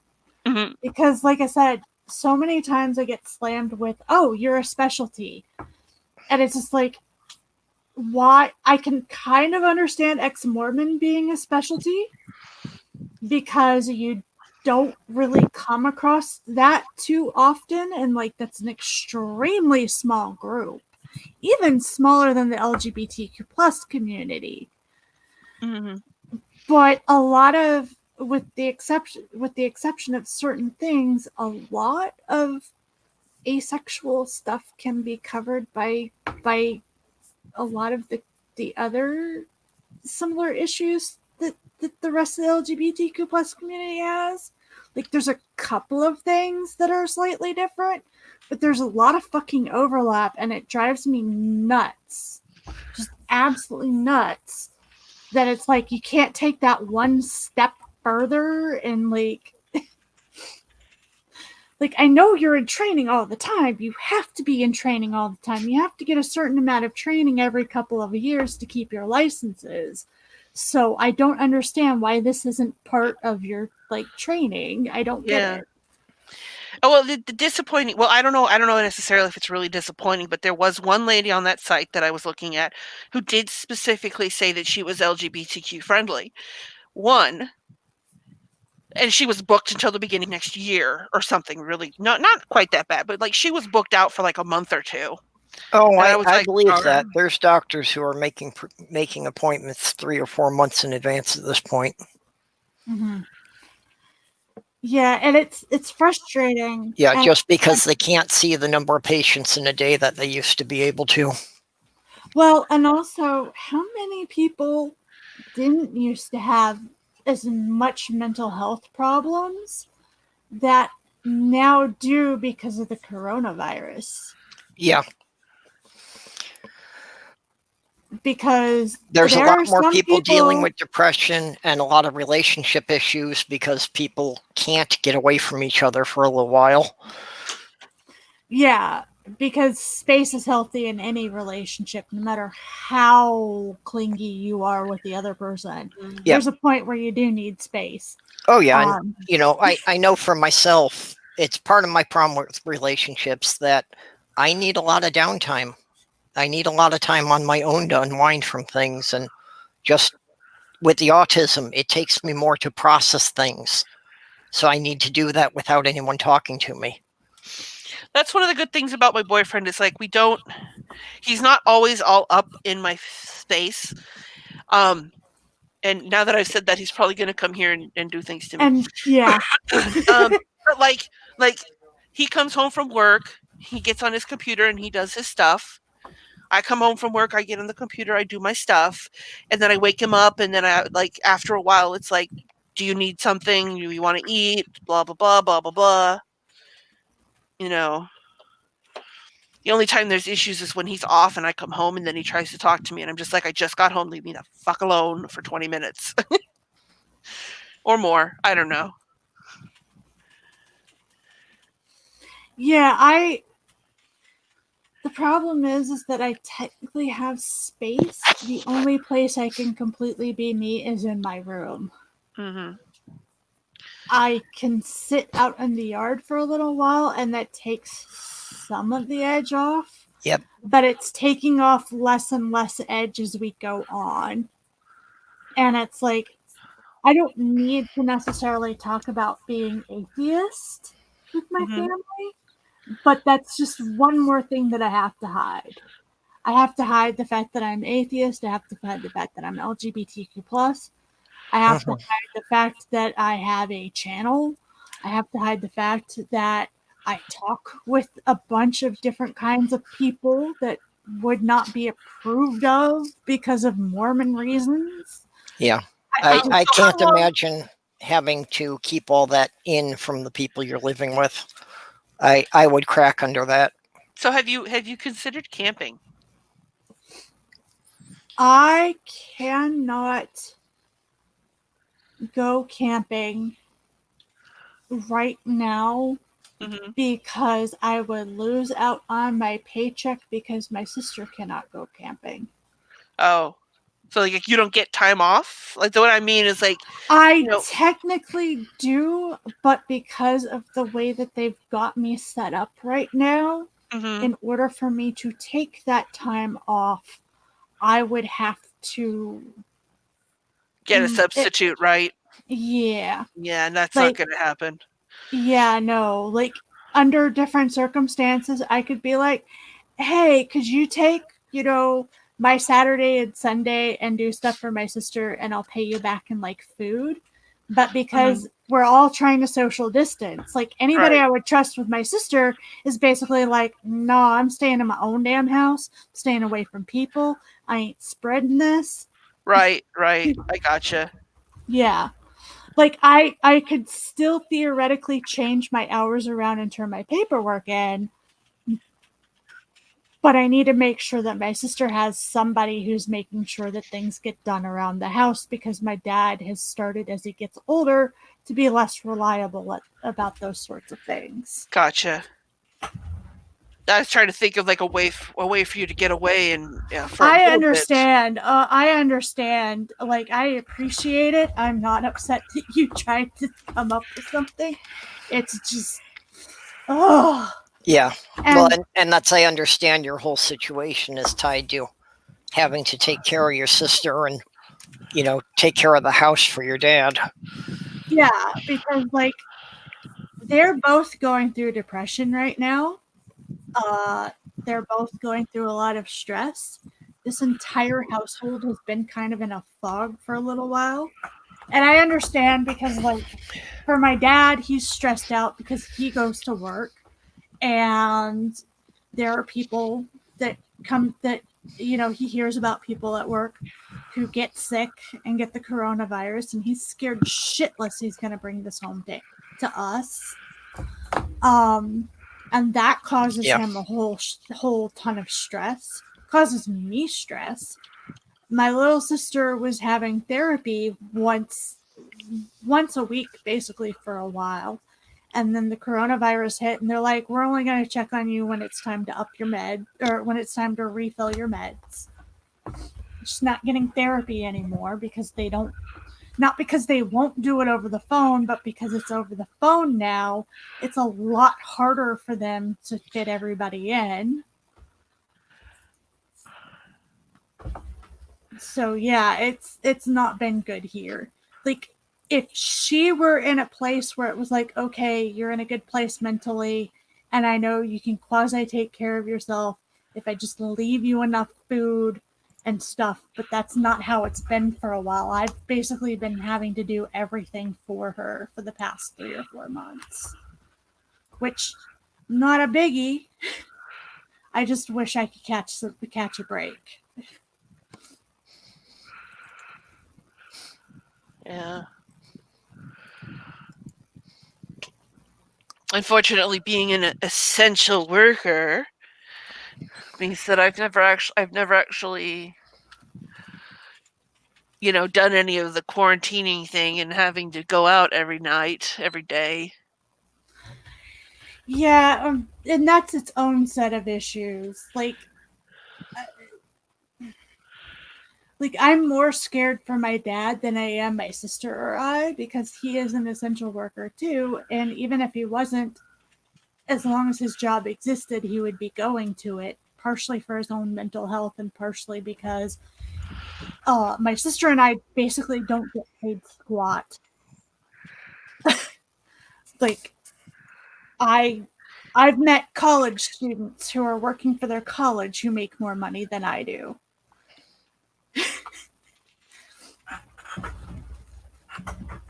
And academia does not pay out very well unless you're tenured. So it's just, I want so many changes, and they're not happening.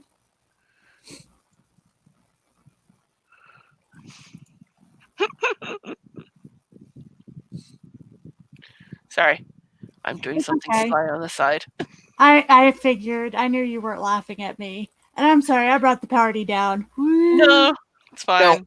No, actually, I was having to send off a message on Twitter, so I was just distracted for a bit there.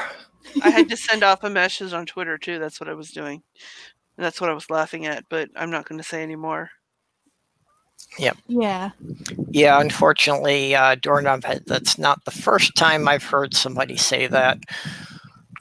And unfortunately, that's too true, is that the people who are like doing retail and all the frontline stuff are people that they feel they can replace easily. Well, the thing is that unfortunately, there are some things that we need people to work. The shitty part of that is, yeah, it's usually the people at the lowest paying jobs that are the ones that have to be there every day. Right, and they should be paid much higher. They really should. Like, I've got no problem calling doctors and firemen and policemen and all those people, essential. But when it comes to the grocery store clerks and teachers and all that, we're not essential. We're expendable. Yeah. Yeah. Well, because you don't think if I got sick, my job wouldn't be able to replace me in a couple of days.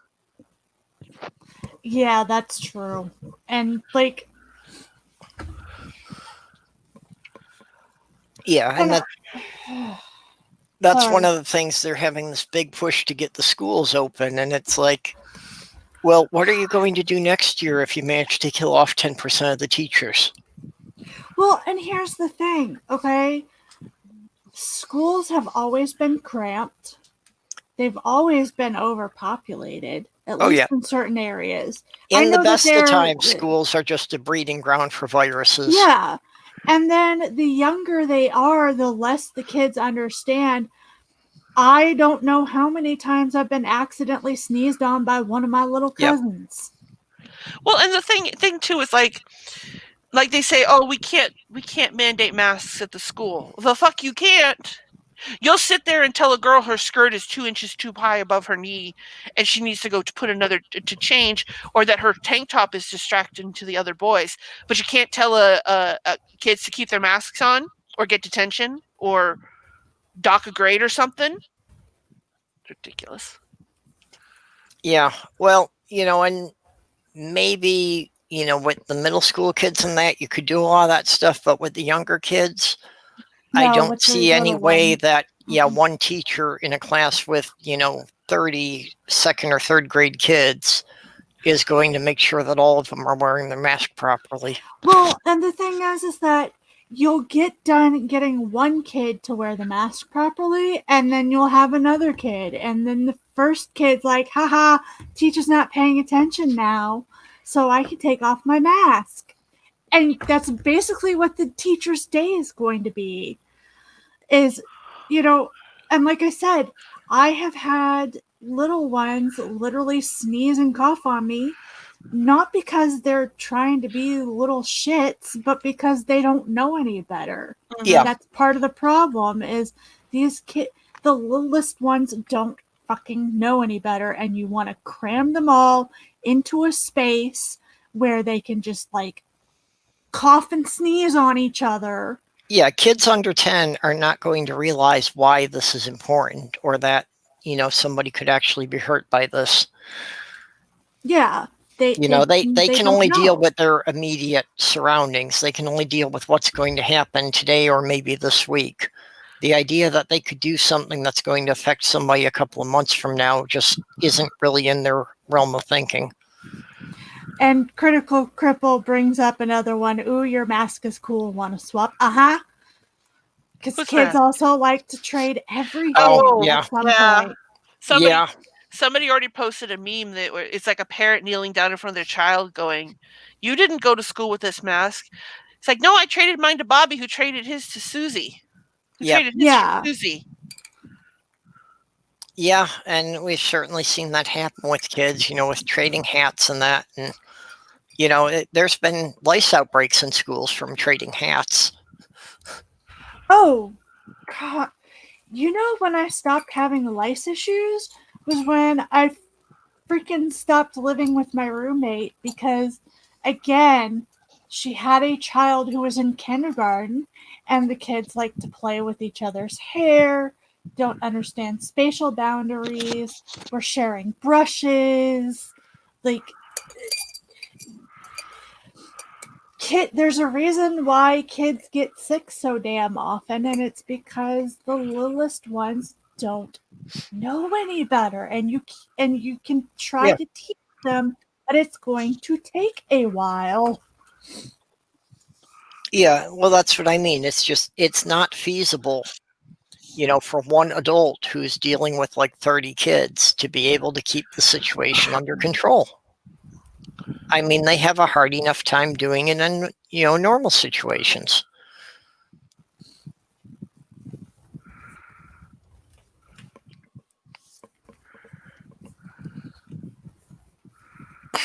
And one of the most basic things that teachers complain about every year is not having enough Kleenex for the classroom. Think about that for a moment, what that means when you're trying to control a virus.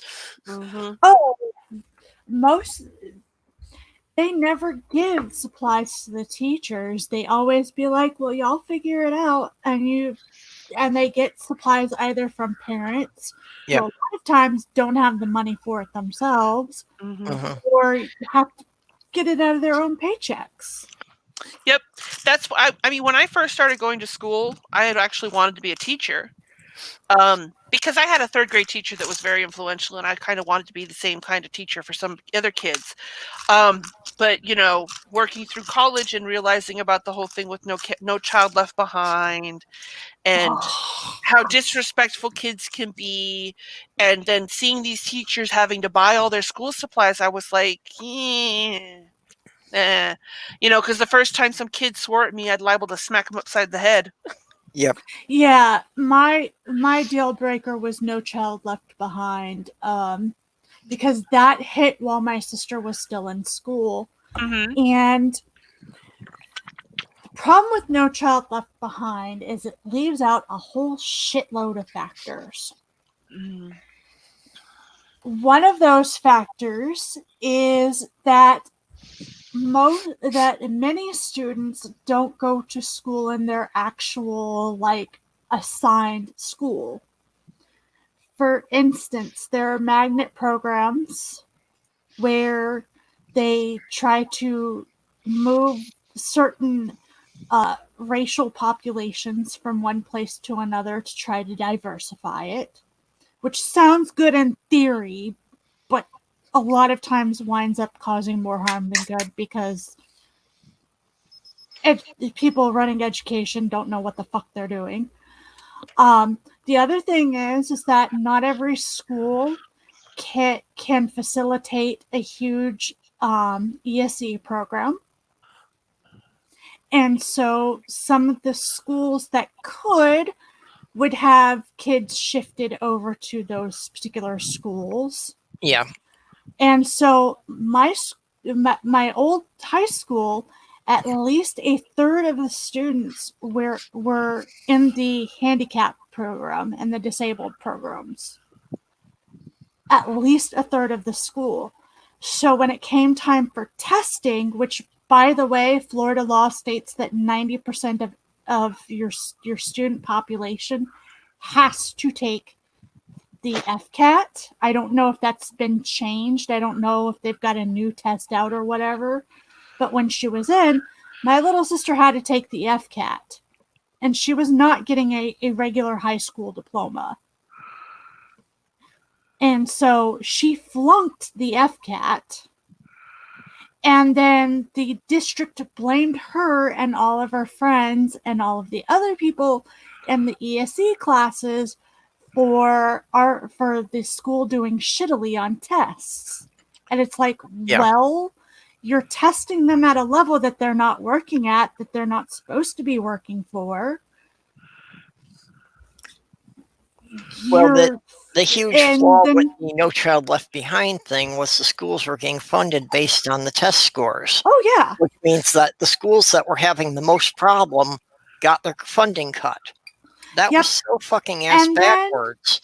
And then on the other side of that spectrum is there are college prep schools where you're sending all of the really super smart kids that are getting ready for college, and you're taking them from one school and moving them to the other.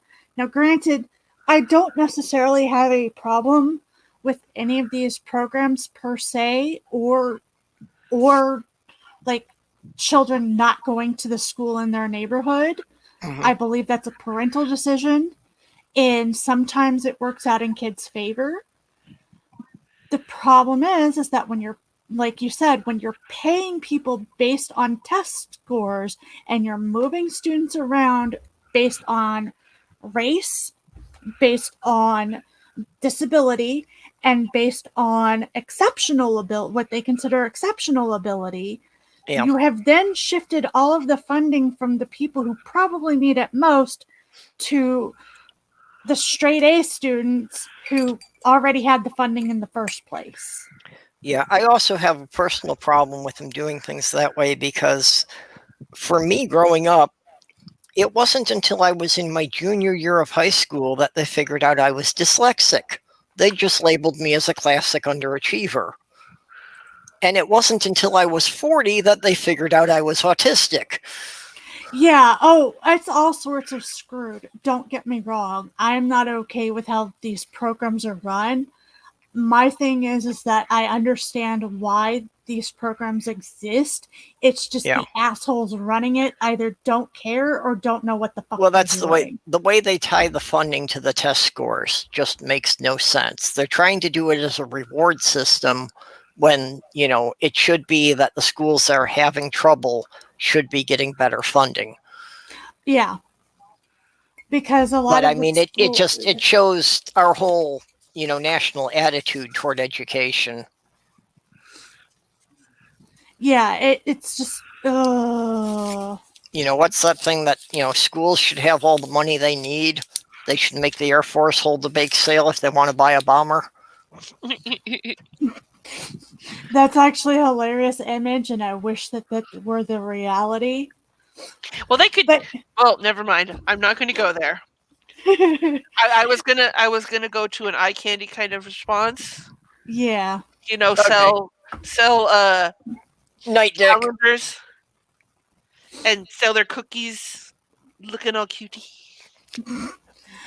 But I mean, that's the thing is like, I also got frustrated because there was no damn reason for my sister to have to take the FCAT. None. And for most of the other kids in that ESE program, there was no reason for them to take it. They weren't trying for a regular high school diploma. Most of them were nowhere near working. Like, my sister's math at that time was like at a 6th grade level. When, Yeah. you know, based on how they did grading, which again is a bit wonky as well, but it was just like, you're basically like making her take a test for what reason other than to try to prevent funding for ESE students. Like, that's essentially what you're doing. And same with trying to make every ESE student mainstream. Like, they were like, we're going to get rid of the ASE programs and like try to put everybody in the same classroom. And it's like, no, you're like, that's even more fucked up than the shit you're already doing. Yep. Don't even try it.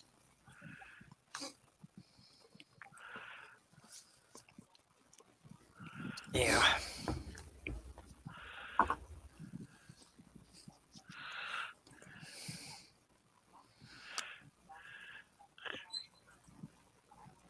Oh.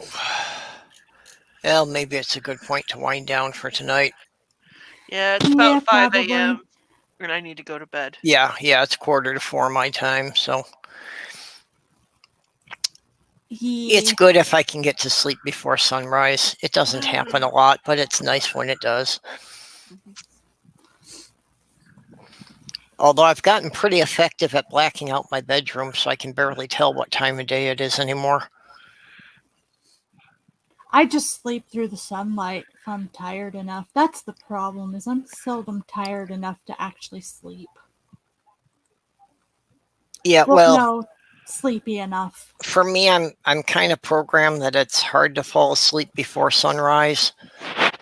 But yeah, the bright light, I don't sleep well, so I had to use like blackout curtains, and then my boyfriend bought one of those rolling wardrobes, and so I took all of his clothes and spread it out on the wardrobe so that it blocks the sun from shining in my face. yeah. Well, I've got, the regular kind of white blinds were in the window when I came, and I've got the bedroom window covered with 2 layers of a very dark green flannel sheets.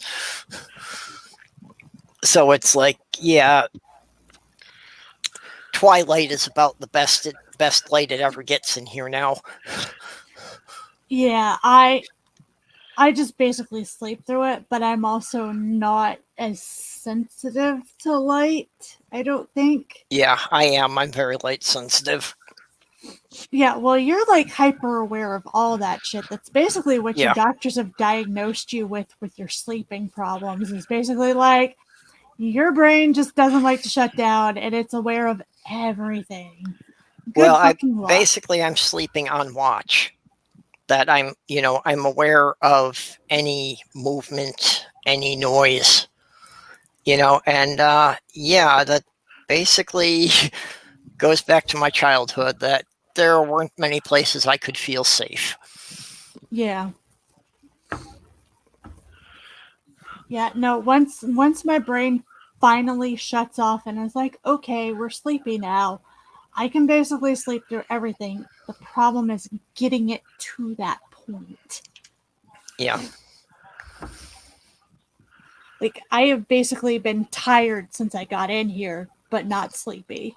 Yeah, well, I've been to the point of being physically exhausted that I could barely drag myself to the bathroom, and yet I still could not fall asleep, and I would just lay there in bed awake for hours. Oh, because it just getting my brain to shut down. It's like any tiny little noise. I can't sleep until I identify what it is.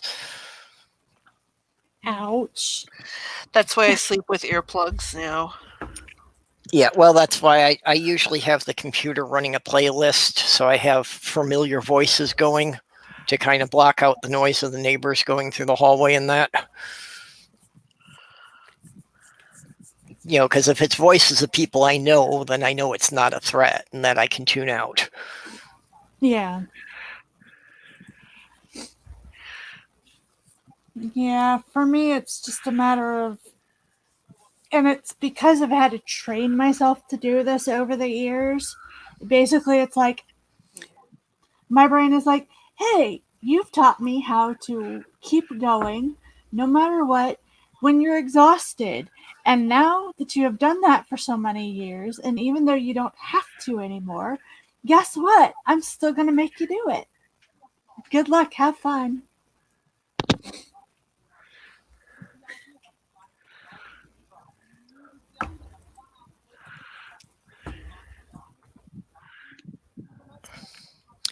Okay, well, yeah, we're going to pack it in here for the night. So thanks everybody for coming. Night, everybody. I'm going to put this link again. It's for Storm by Tim Minchin. You should give it a watch. And thank you, Amiga Nuts, for sharing out all of our channel thingies Yep. and stuffs. I appreciate that. He's always much quicker with the links than I could be. Yeah, I'm trying to do stuff for my channel, but it's hard. Things bad.